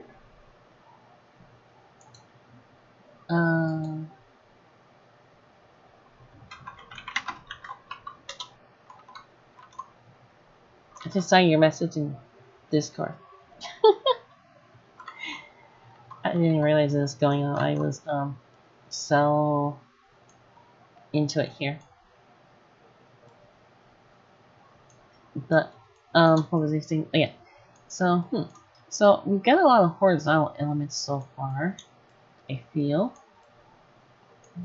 Let's see. Maybe we can add a little bit more variety to the courtyard here. So I'm going to show another tool that I like to use a lot. This is actually a very important tool. If you're doing a lot of real world objects and stuff, you really need to know about this tool. It's called the bevel tool. What it does is that it bevels your corners or edges and stuff. So you can use this to round your corners instead of having super sharp angles. Real objects don't have sharp angles except for something that's designed to cut.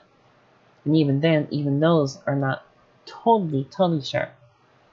Part of the reason for this is because when you make these things in molds, you have to have those slightly round angles on the corners so you can actually get the object out of the mold. That's the main reason objects are built that way. So let me demonstrate. You can bevel things by either this tool here or by Control B. So I'm going to do Control B. You see? Like that, right? And you can use the mouse wheel to determine how much of a bevel you want. Like I can make this like a really round corner right here. But I'm not going to do that. Instead, I actually want to do something more like this. Add another angle.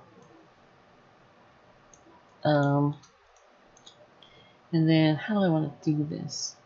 So now as you can see, we have more non-quads going on here. Evil quads.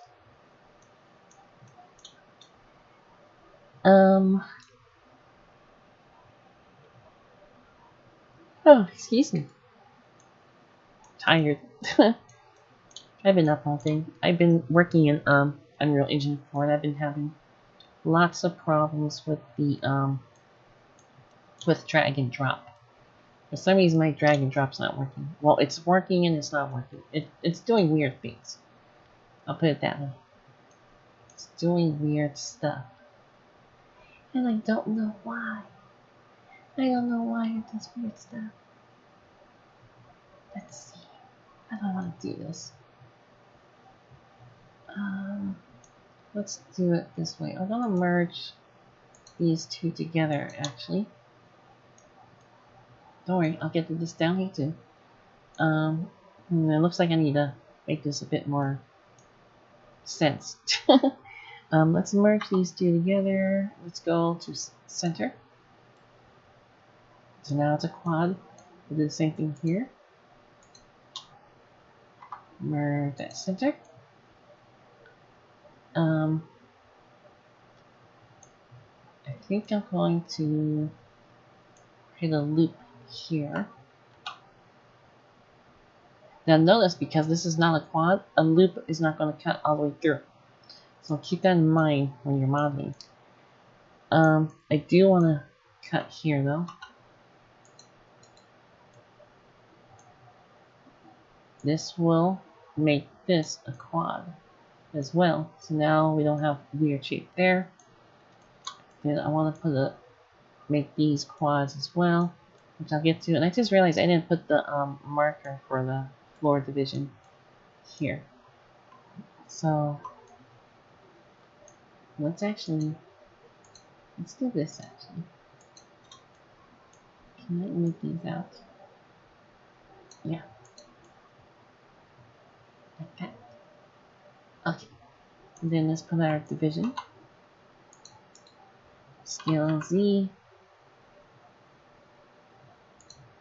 There we go.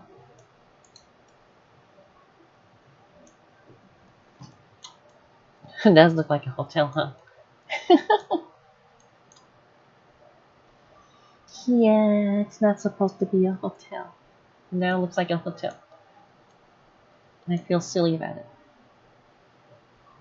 It's not a hotel.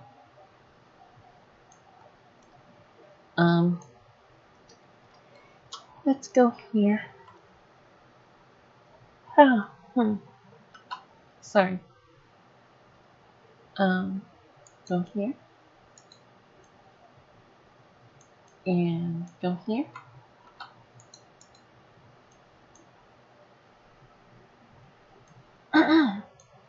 And then use the knife tool to connect these.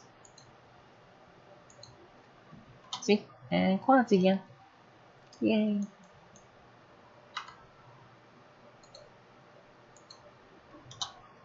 Okay. There we go. Connect all these together. I know this is kind of really exciting, but I'm not trying to be perfect. I have no time for perfection.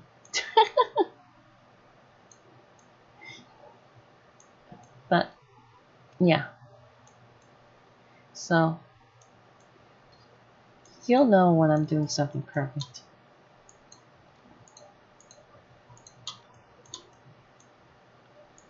Like, I hope some of you actually watched my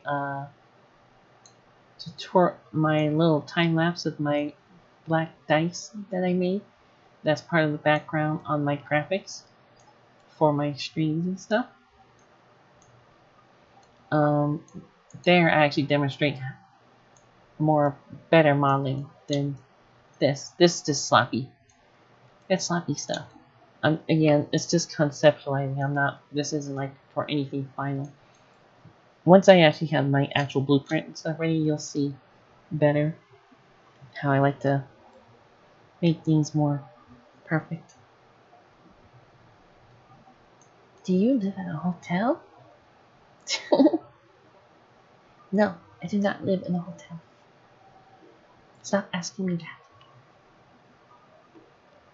Okay, so, I want to add some vertical shapes to things. Like maybe we should have a vertical shape here.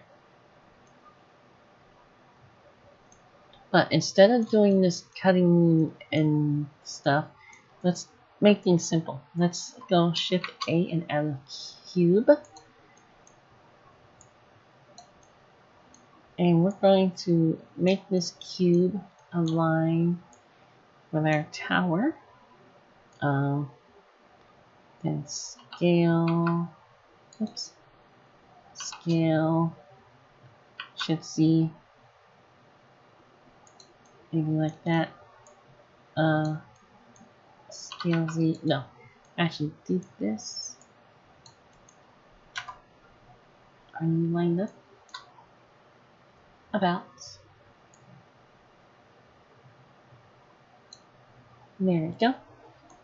Okay, and now go here.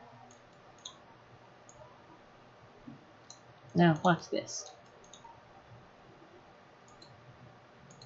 Grab this top here. Boom. Like that. That already made it look more interesting, right? I'm thinking that maybe there'll be windows along this length with some vertical elements going on here. So there'll probably be some windows on the outside, but not many. Most of the windows will actually be all in here in the courtyard. Okay, so but I like the vertical windows here. I gotta think where do I want to put the garage. Should I have the garage in the basement? Like maybe it's comes in and slopes down and goes here, and the garage is in the basement, maybe. Like It could be like that. I just realized that my chat box isn't working in my stream here. Why isn't the chat box on?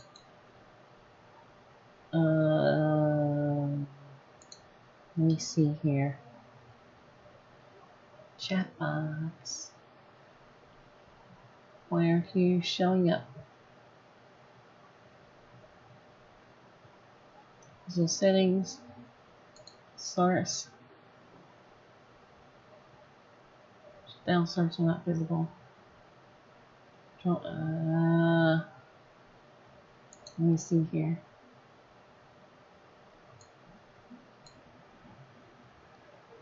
That's weird. I'm gonna have to look on that a bit more. For some reason, my source isn't working for the chat box. Hi, Colin chat box. Hi, Colin. I'm not for sure what's going on there. Visual settings.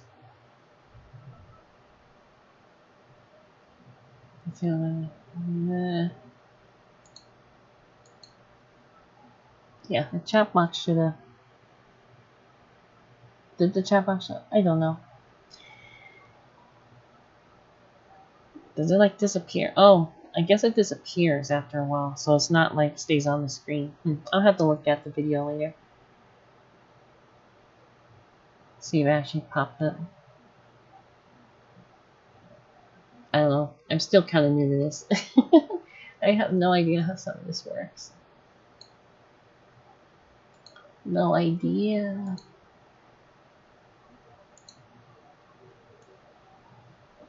I've been watching a lot of tutorials on how to do certain things. Streaming, Unreal Engine, art. That's just what I do. I like watching things, learn new things, how to do stuff, learn about other countries, languages, cultures, people. I just like learning. Learning is fun. I don't understand people who don't really care for learning about things. I don't know. That's just me, I guess. I'm just weird. I don't know. Please don't hate me. I'm gonna add a basement. The basement goes down here. I think it will encompass the garage and part of the courtyard.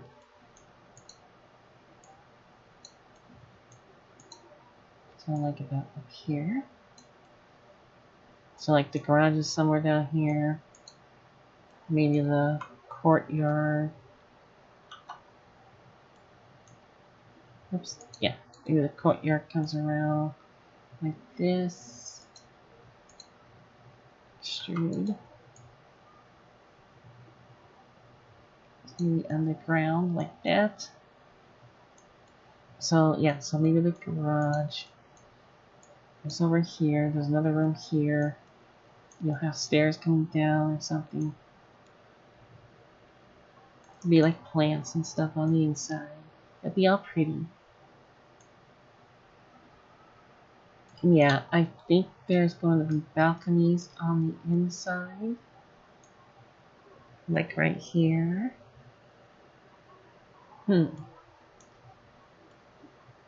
Okay. Well, let's do this then. I guess I should do some more insetting.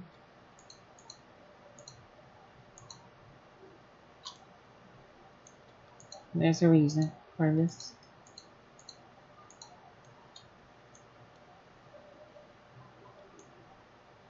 Do that inset. Okay. And then I'm going to cut all of this out. So let's go here, here, and here, here, here, here, here, here, here, here. Hey, there we go.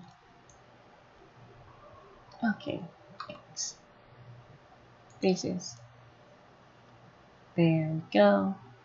Look at that. Um.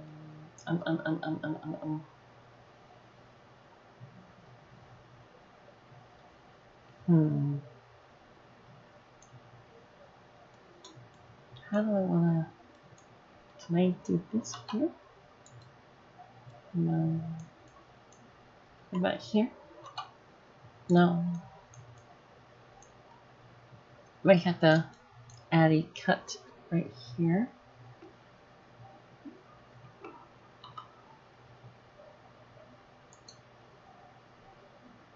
There you go.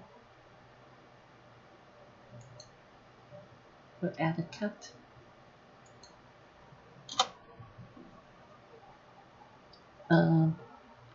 Let's cut this out and get rid of this. There we go. Let's bring this down here. Go down here. Cut.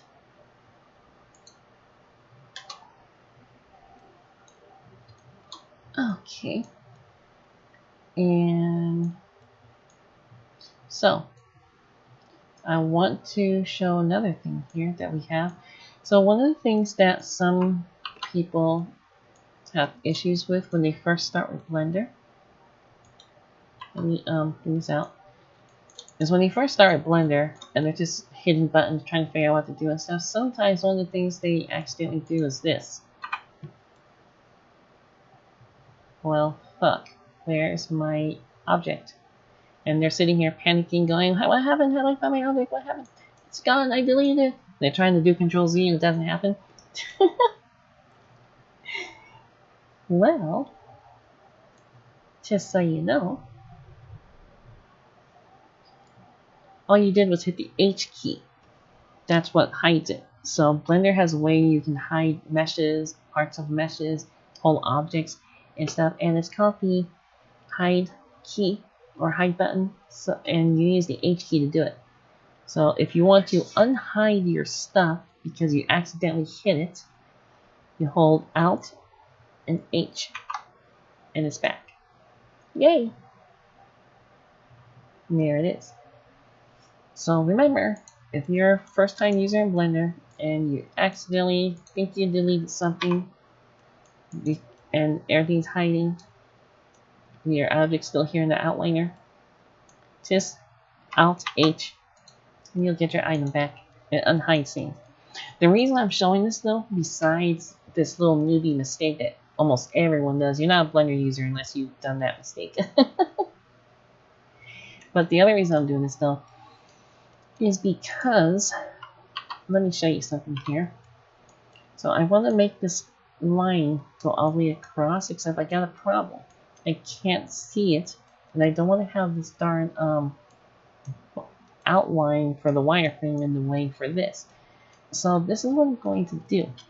I'm going to select the face, and I'm going to expand the selection by holding Control and using the plus key on the numpad until that separate mesh is selected. And I'm going to hide it. Now I can actually see what I'm doing. And this is what I'm going to do. I am going to use the knife key, bring this all the way down here.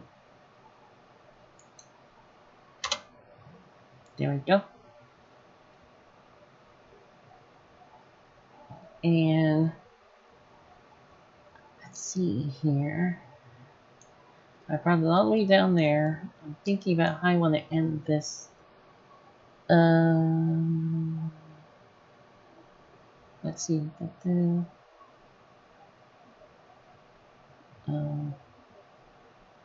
that here. That just be a triangle. I don't want a triangle.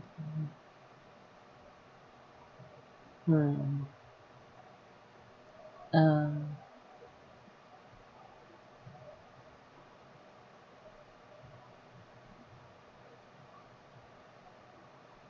Yeah.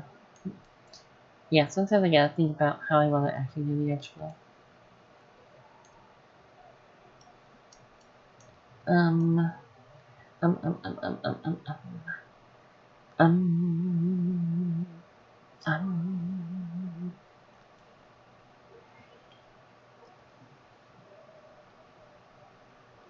Um. Sleepy. Well, let me bring this up here. Okay. Now that we're on the roof, I don't want to keep going with this, or else I'm going to have problems.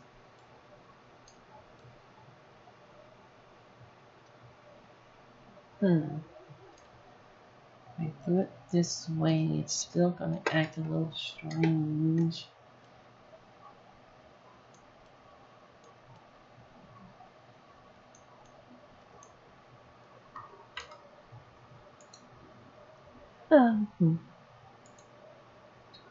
I'm like really sleepy.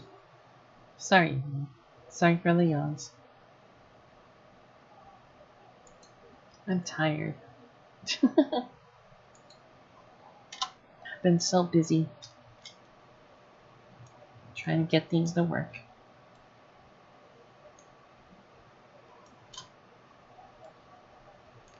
Oh well, I guess I'll just do a triangle here for now. I don't have time to figure it out. And triangles aren't bad. You can actually have triangles. Unless you're trying to do a type of modeling called subdivision. I'm not going to get into subdivision today. We're just staying with this modeling technique, which is called box modeling. Box modeling, I'll say, is the simplest way of creating models. But there are other ways of creating models. And I'll get to those, just not today. Just not today.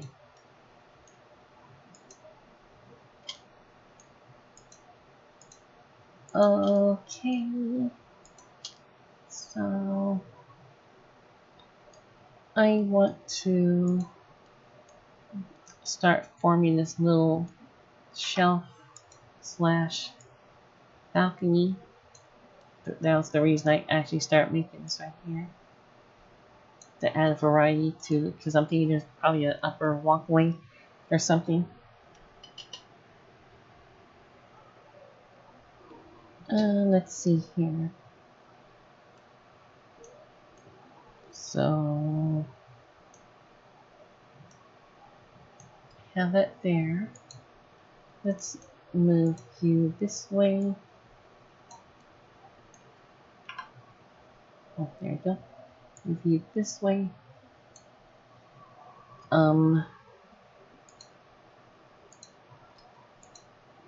Let's extrude this way. Maybe nope.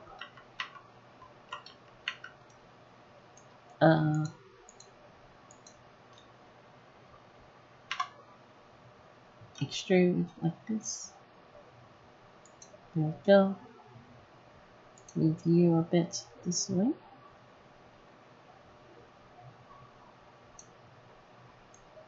And then move you a bit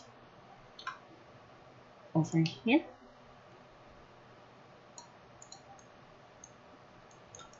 Let's merge these two together.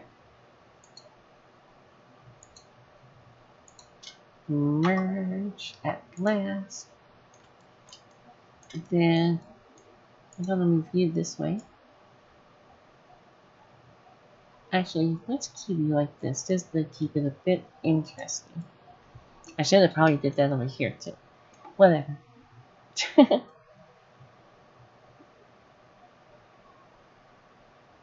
Yeah. Oh, you know, I'm so dumb sometimes. I forget I can do this. Bam. Quad. So that works.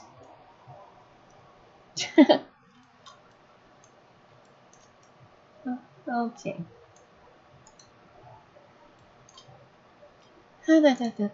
Okay, so now that we got that, I can go ahead and finish this wall here.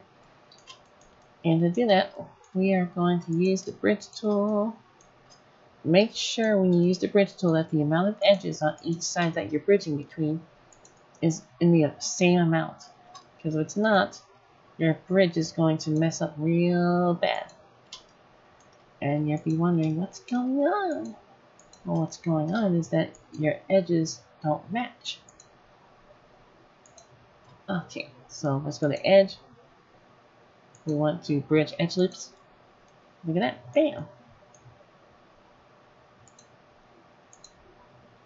And there we go.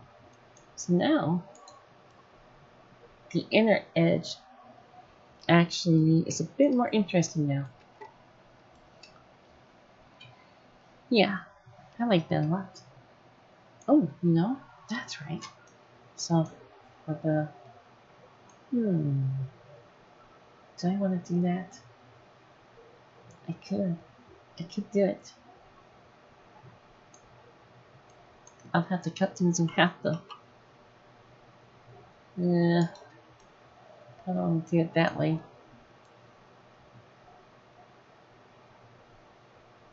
Yeah, I'm not gonna worry about it right now. I was thinking of having like maybe this would be like a sloped window on top of the main dining area or the gathering area. I was thinking that would be cool, but being lazy today, I don't want to try to cut this down. It would be a huge pain in the butt.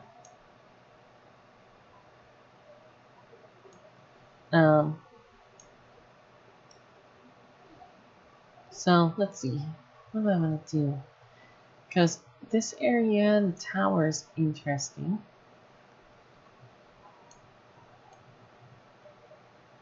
But I feel that, oh, you know, I know what I'm going to do. Okay, let's put a sloping roof kind of thing here.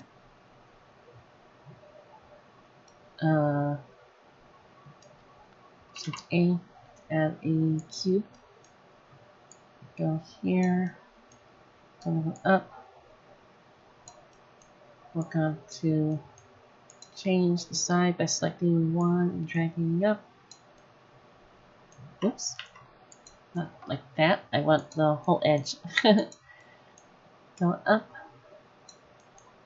push this way like that.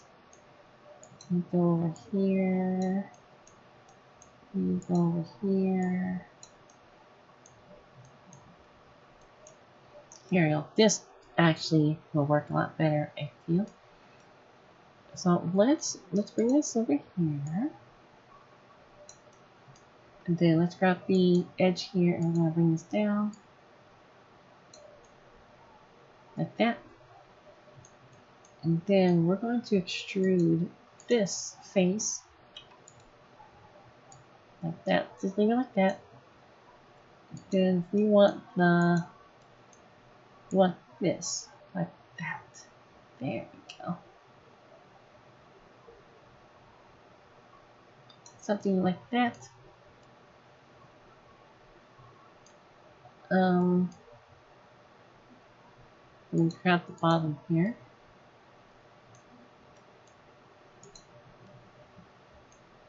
And drag this down. There we go. Very good. And then that can be our window.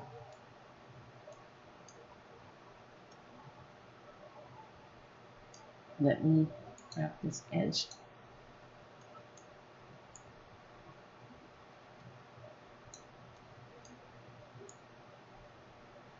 Can be like that. Yeah. Nice. And then I'll create another cube. Put you over here. Put you all the way back like that. Grab faces. Drag you all the way up.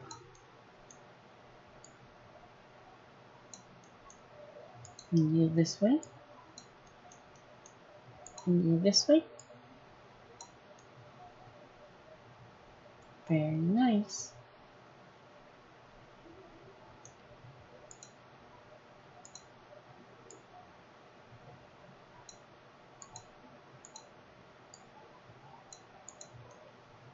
Yeah. No, that actually seems more interesting coming out like this. There you go. Can I grab you and bring you out?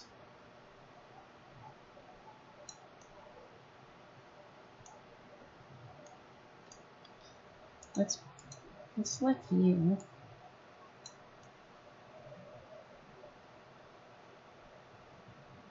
Yeah.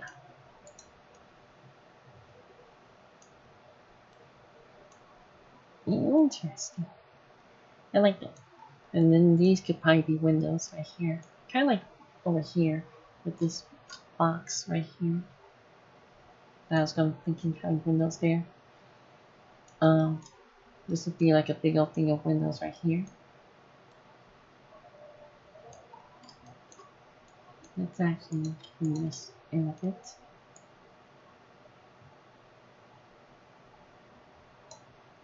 There we go.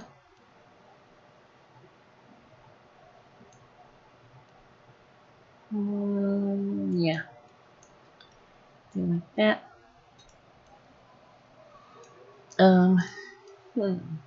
Maybe I'll have like a skylight up on top of here.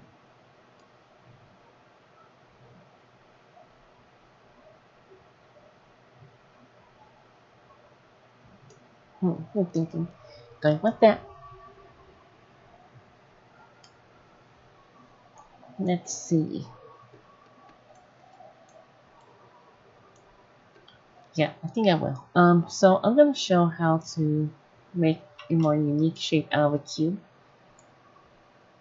So one of the things I like about cubes is how they can easily be subdivided into smaller shapes and stuff. I'm going to show how to do this here. There's several ways you can do this. One of the things that I like to do is I like to do this. I'll cut this thing up and I'll grab the edges, bring this up like this, and then I'm going to scale these corners in. Well, let me make sure I actually select corners.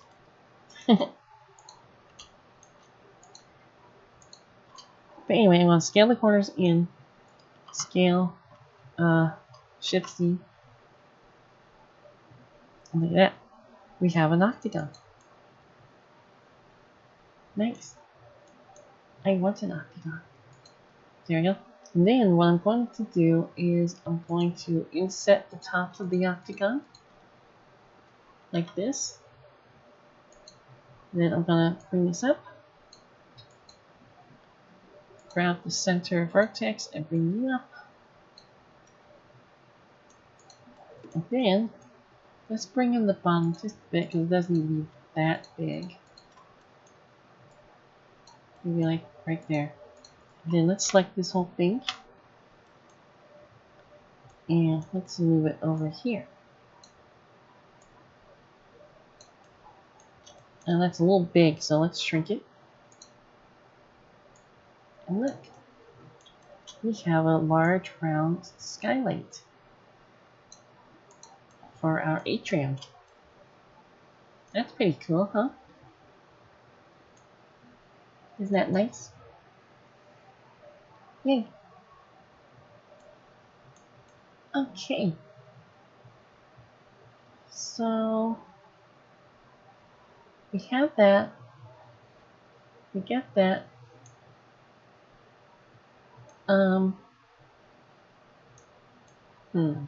It's the garage. I'm thinking about the main entrance into the residential.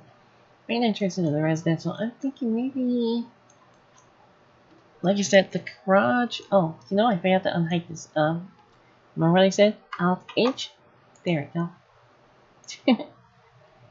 So the garage. I was thinking it comes down this way or this way or something, but I still need a entrance above.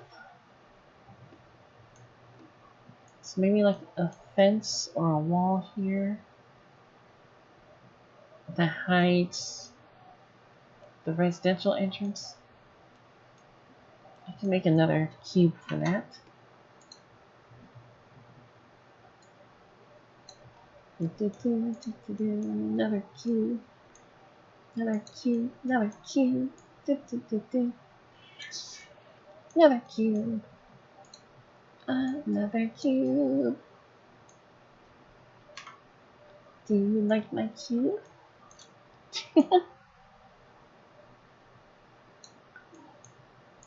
Let's bring this in a bit. And what side is that? It's this side.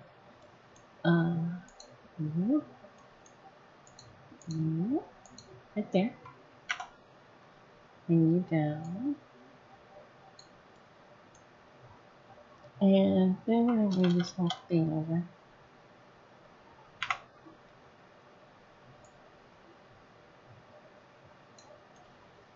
Right there.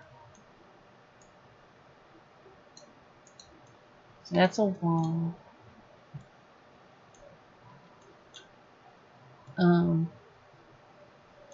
Maybe I will actually expand this out. I got an idea how I'll do that. Oops. Anything a bit more. Let's duplicate this. Bring you up here. Come around this way. Drag you up. This will add a bit more interesting. Yeah, so then we'll have the door be like somewhere around here. I'm not going to model it like I did in front though, but maybe the residential entrance kind of comes in like this, and the garage when the drive-in comes in down here. Those curves in without like that or something.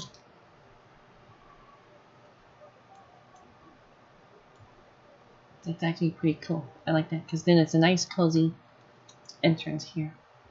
Maybe with some lighting here.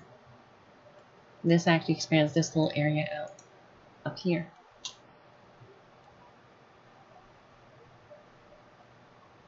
Interesting. Oh, so there's that so far.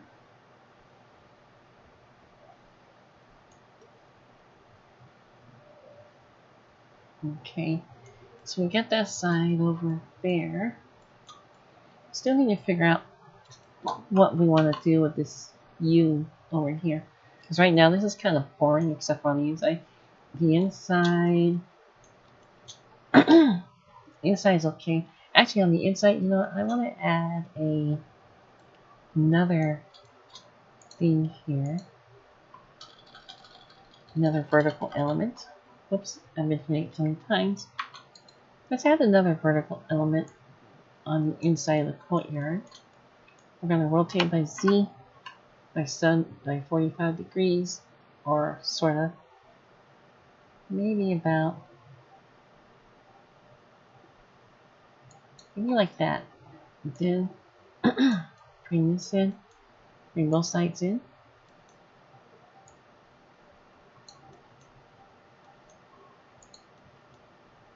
This would be like a vertical element. About right here. And then bring this down.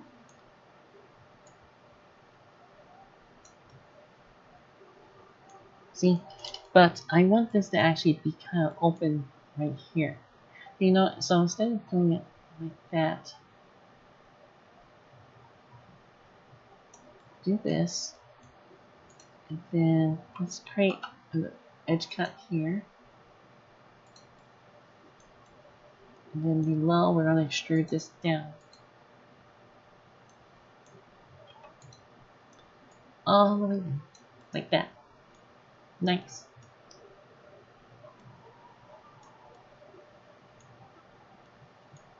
That's cool.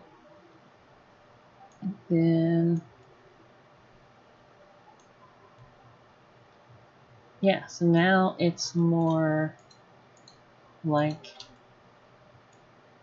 decorative element.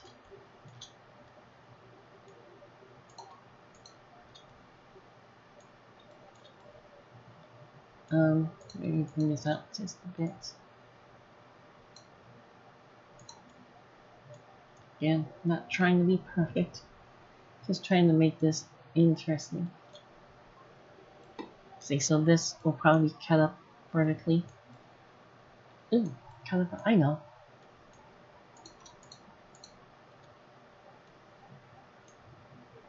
Do it like this.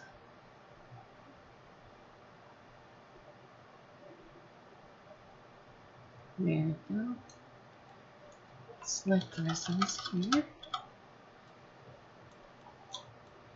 Now, there's a way to do an array to make this quickly, but I'm not going to go into those advanced things right now. Advanced things are just that advanced. And I don't want to deal with them because I don't remember half of them most of the time. Because I have a bad memory for a lot of things. People get mad at me because of my bad memory. Because I forget things a lot. So I apologize now. I'm very bad when it comes to memory. Okay, so let's do this. I think doing it this way is going to be much more interesting. See that?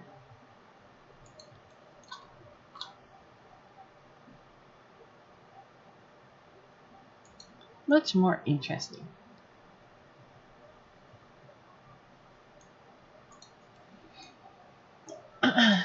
And actually, I want to do the same thing with this block.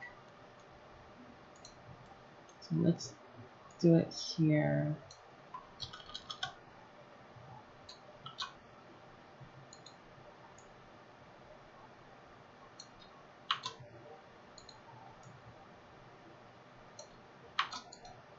And there we go.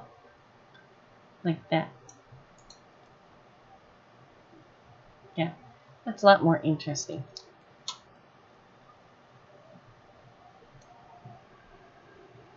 Much more interesting. I like that a lot.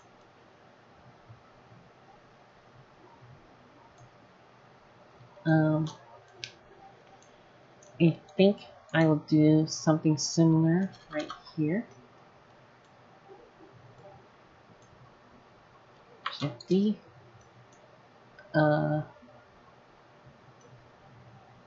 Let's do this. I'm gonna bring this down here.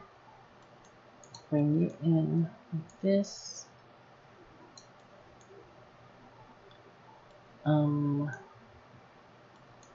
Here.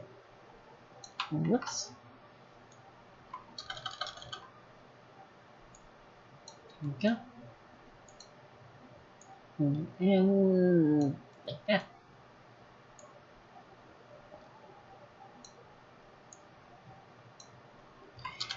And I'm tired. I keep hitting the wrong button. Let's go like that.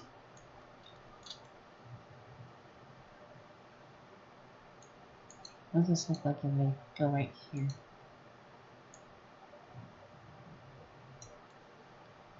Oh, that's not too bad.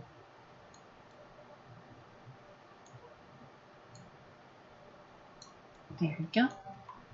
Okay, let's do it here too. Shift E.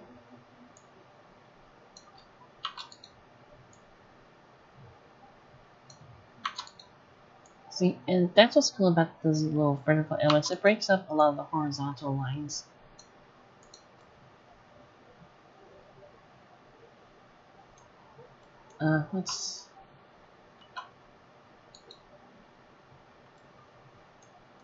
Let's do this here.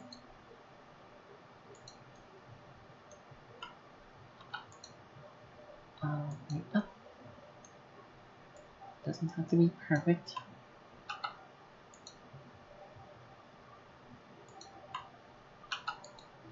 Oops.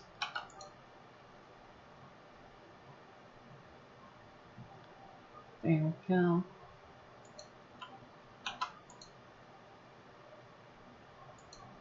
Okay. Now, let's extrude these out.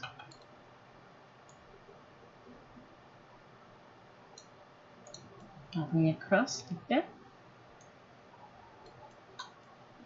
Okay, so that just made things definitely a lot more interesting. Do I want this to go all the way across? I'm thinking I do. Go this way.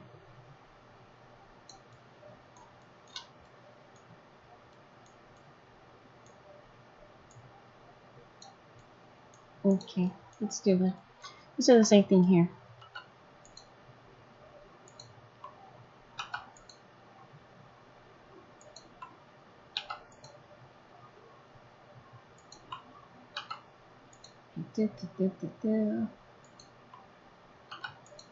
You get all these edge cuts, loop cuts, whatever you want to call them. Then select the bottoms. You know how I am about bottoms.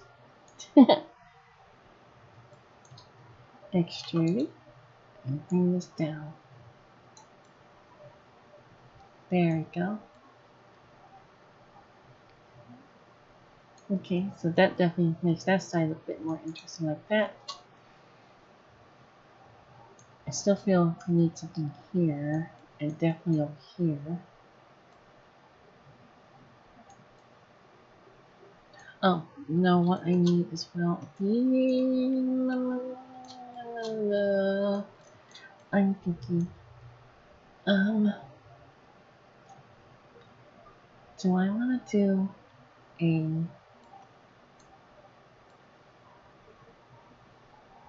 I'm just debating what I want to do.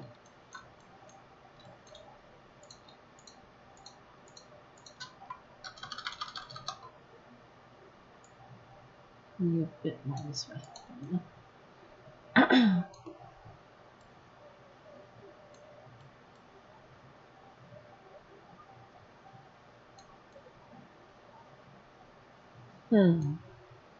Yeah, I'm thinking, what do I want?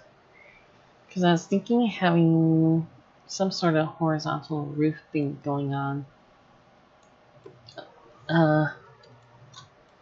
Actually, I should do something here.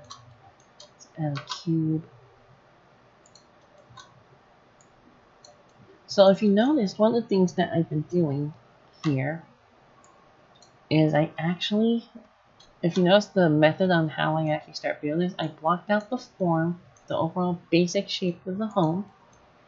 And then after I had an idea of what the basic form was going to be, that's when I actually started to start adding in detail. And that's really how it is in any type of art, is that you block out your forms and then you add detail. That's just how it works.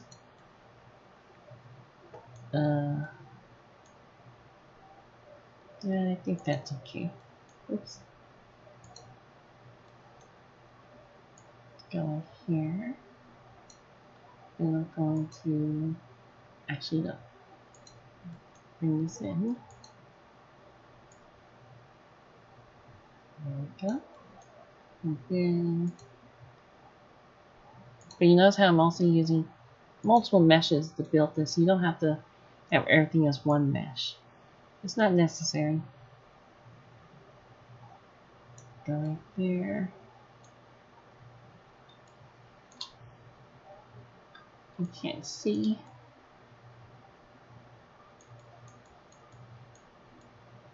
There it is. Or was.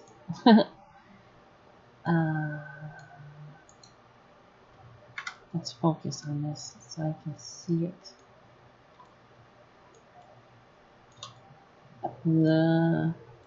Another reason why I need hide. Let's hide this object real quick because it's in my thing.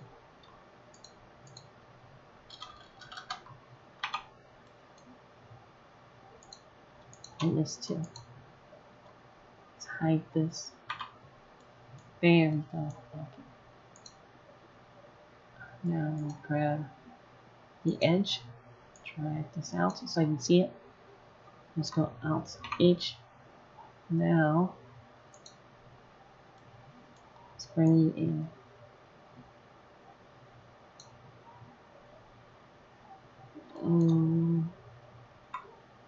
Control R.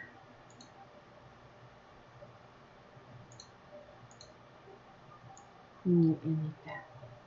There we go. Then we're going to create duplicates of this.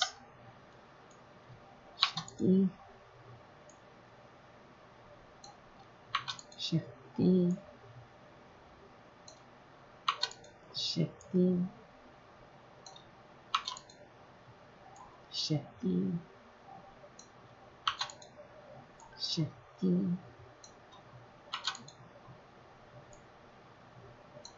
and Shift D. So now we know that this is supposed to be like a window like thing right here.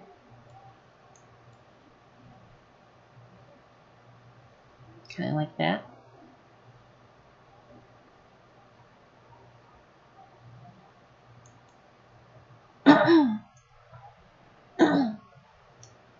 Okay, and let's save it. Okay, I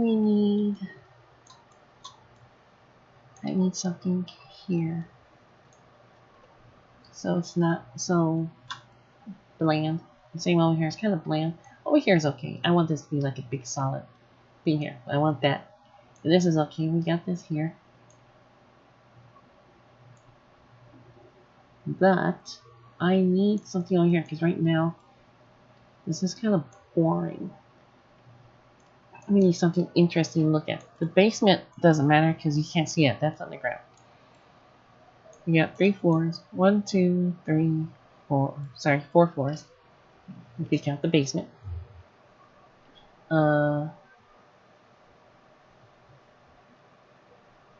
Let's see here.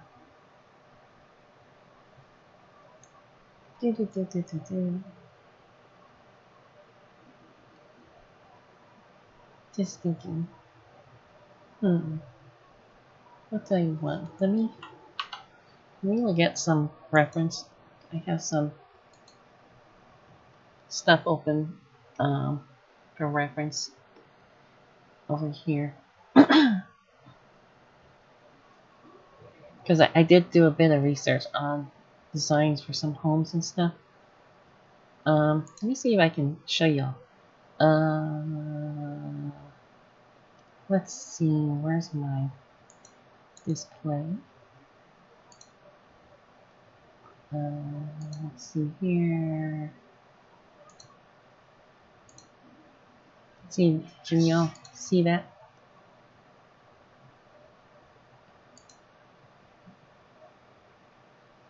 Okay, so let me double check, make sure y'all can see that. Yeah, there we go. Okay, so one of the things I was doing before I started the stream is I was actually researching these types of homes. I actually really love homes like this with the geometric shapes. I don't like them overly designed. I kind of like minimalism, to be honest. This one's interesting, but not my cup of tea. You know, I like the roundness, but it's a little too minimal. I'm more into these kind of type shapes. You got these cantilever ceiling, roof, floor things going on here. Maximum use of space. This one's really nice. I like this one. And I like the entrance. It's pretty nice. You see what I mean with the overhanging roofs and stuff. Again, with the geometry. Ooh, that's not a good quality picture. This one's okay. This looks like maybe a single or two story a bit.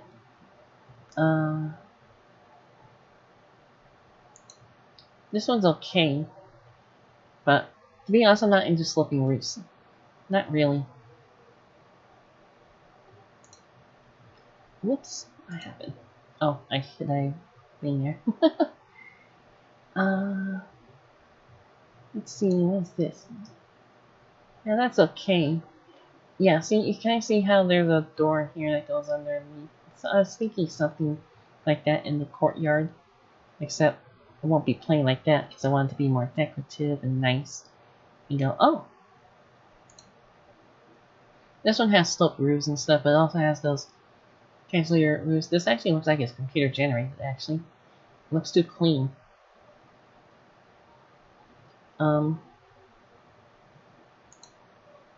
Another example of the same house.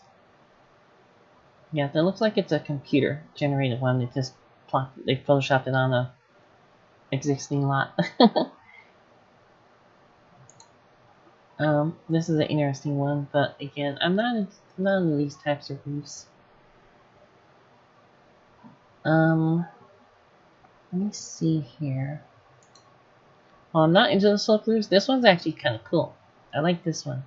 Got big old windows, nice roof. This one's actually cool because I like how the windows are a big old geometric shape like that.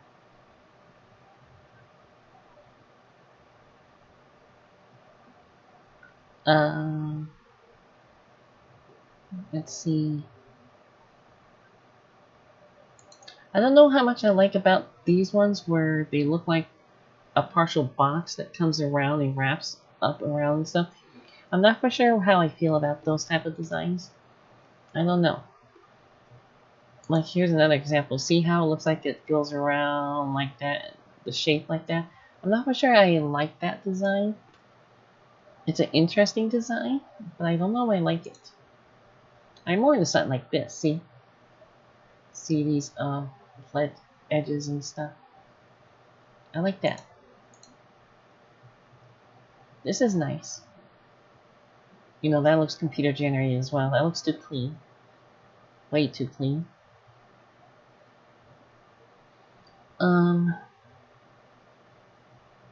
Let's see.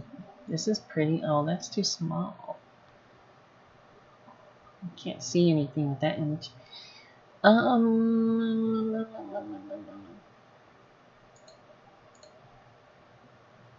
Oh, that's definitely a drawing. That is definitely a computer-made drawing right there. But this is a nice. Now this one's nice. I'm not into the slope roofs, but this one's actually pretty darn nice. I like this one.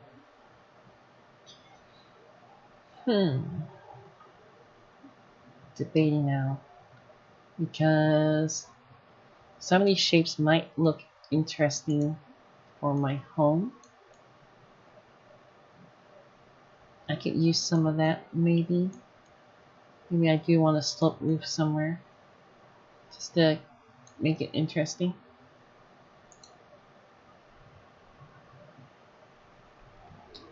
Let's see here.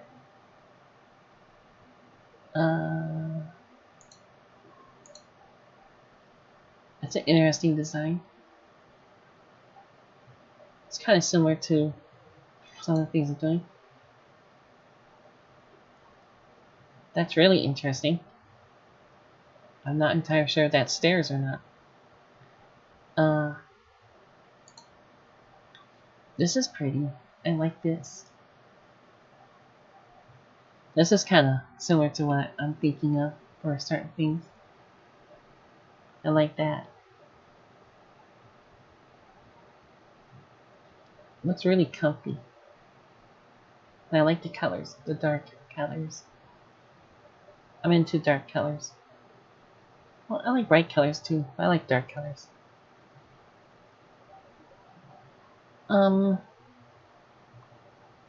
Let's see, anything else? I'm just thinking of ideas. This is what you do, or what artists do. Let's just look things up. See what kind of ideas they think of.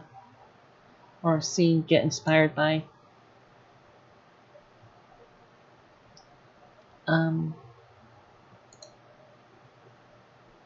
See, I like this horizontal motif going on here. You know, that's a bad picture.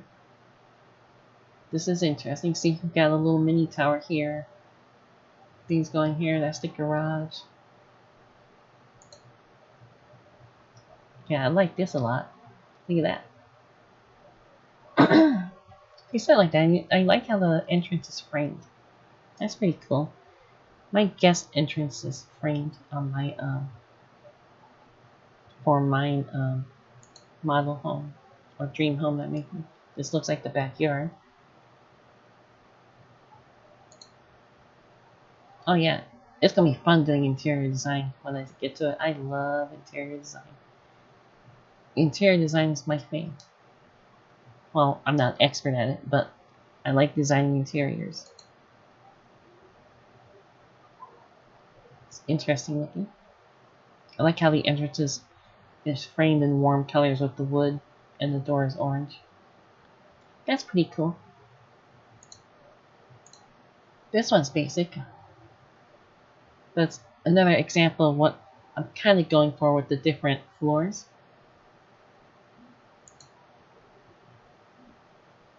Same thing here. I just don't like that outside texture. It feels a little, yeah. Interesting. I'm trying to think of shapes. What kind of shapes do I want?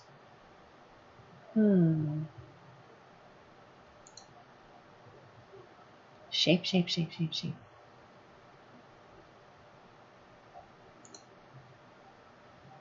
I like that one. You know, it's still sloped roof, but this one's interesting. So it's cut in the middle. So it looks like you have like two wings going on.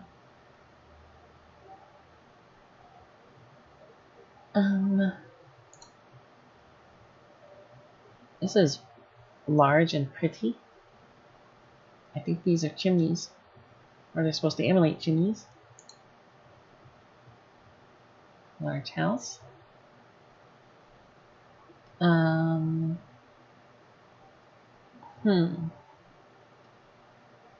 Townhomes. Interesting.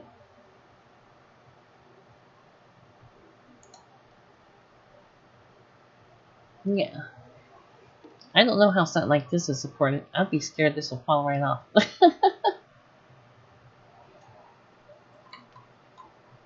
Yeah. I'd be scared that will fall right off. Could be interesting design though. You know, okay, that gives me an idea. Maybe I can do something like that. Just to add an interesting shape. So let's go back to Blender here.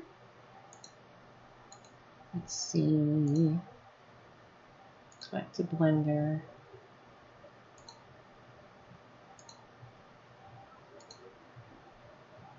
Boxy? Yeah, it's boxy. I like boxes.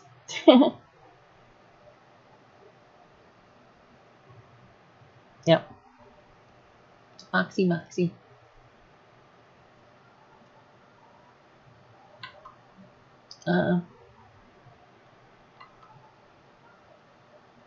Yeah.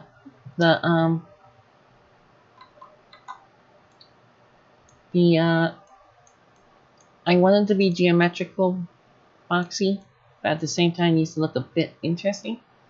But I get an idea. So I'm gonna do something right here. Let's add a cube. I have been inspired. So let's add a cube here. We're gonna shrink it this part down. This is gonna be like for this part of the second floor. Actually, let's not do it like that. Let's bring up the whole thing like this. Just bring it up. We'll do the same thing. We'll duplicate it. Do this, but I want this to come out here for the sticker. Bring you out. So you're actually your roof.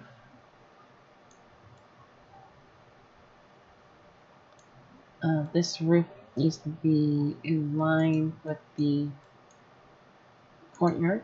So let's come down here, select this edge, bring you out.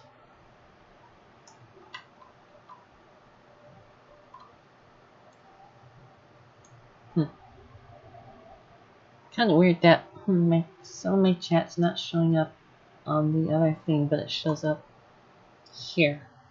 That's weird. So if you said it looks boxy earlier, sorry I missed it.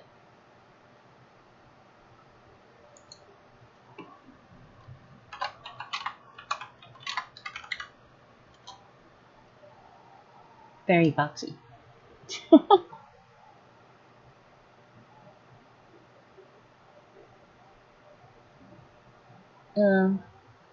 Yeah. Let's see. Like that. Then we have this. I'm gonna do one more duplicate. This duplicate will be slightly smaller. Bring you in. Like that. Don't need you way out here. But I do need you to go up and down like this. Oh, oops. Maybe bring this in a bit. There we go. There we go, like that. Okay, that adds something more interesting there. Let's add one more thing here before we go out today, because time's almost up today. Scale, Shift C. Let's make these little thin column things.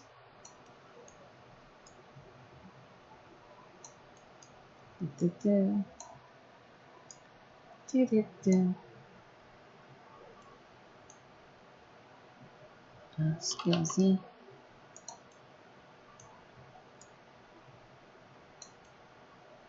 Okay, there we go. Shift D, bring over here to this corner. And Shift D. Shift D. Then Shift D.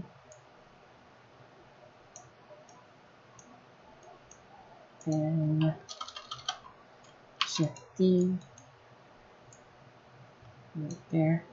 Shift D. Then right here. Whoops. Shift D.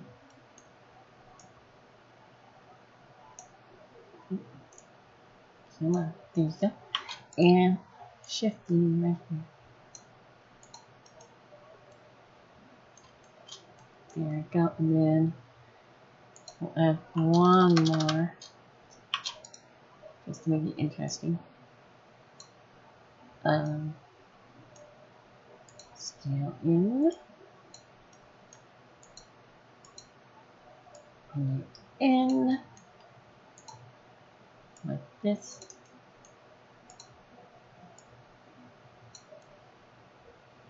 There we go.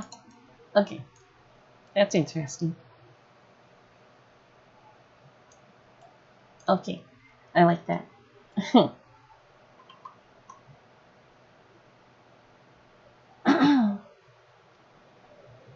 Okay. Um. Yeah.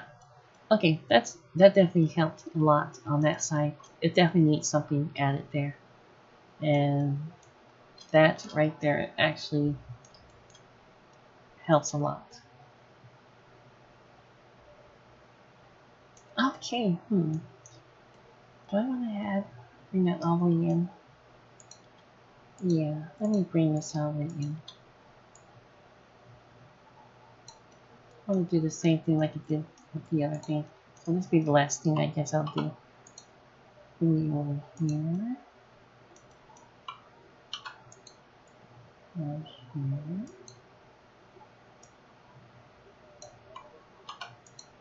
Right here.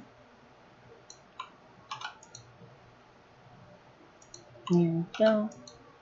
Oops. I don't want that. Right here. There we go. Okay. And then I'm going to bring these down by extruding.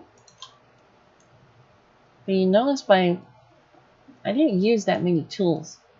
And I've made a whole bunch of, I made this really complicated looking house. You don't need to actually know that much to start modeling, which is pretty nice.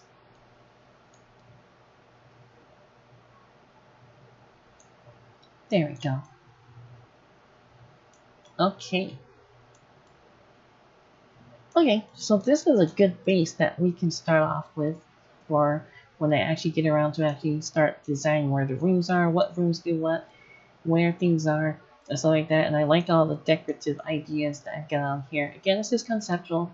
This isn't final, but we'll get to it. There's a lot of stuff that I like from this. So I think this will work here.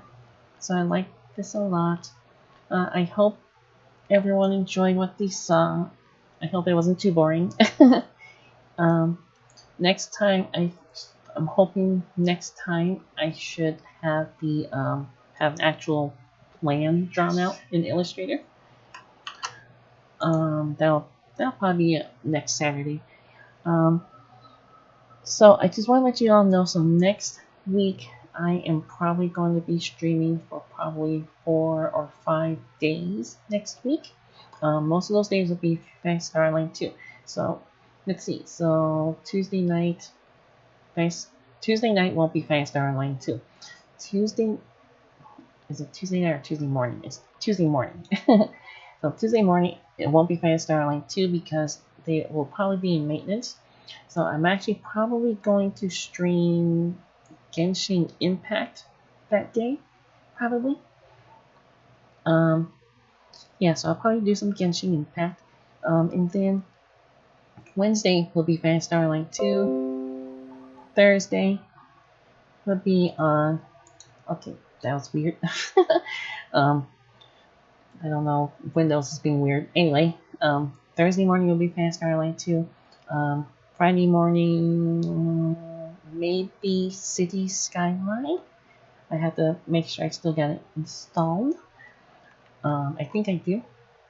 And then Saturday morning will probably be more Blender. Yay, Blender. And we'll be actually probably making the rooms and stuff. That's what I'm hoping to do anyway. Okay. Well, thank you everyone for coming by. Thank you so much. Thank you for coming by. I'm so happy this is my birthday, so I'm gonna celebrate my birthday, have some cake. And I will see you all on Tuesday morning. Okay? So, I'll see you all next time. Bye. Bye bye. Bye.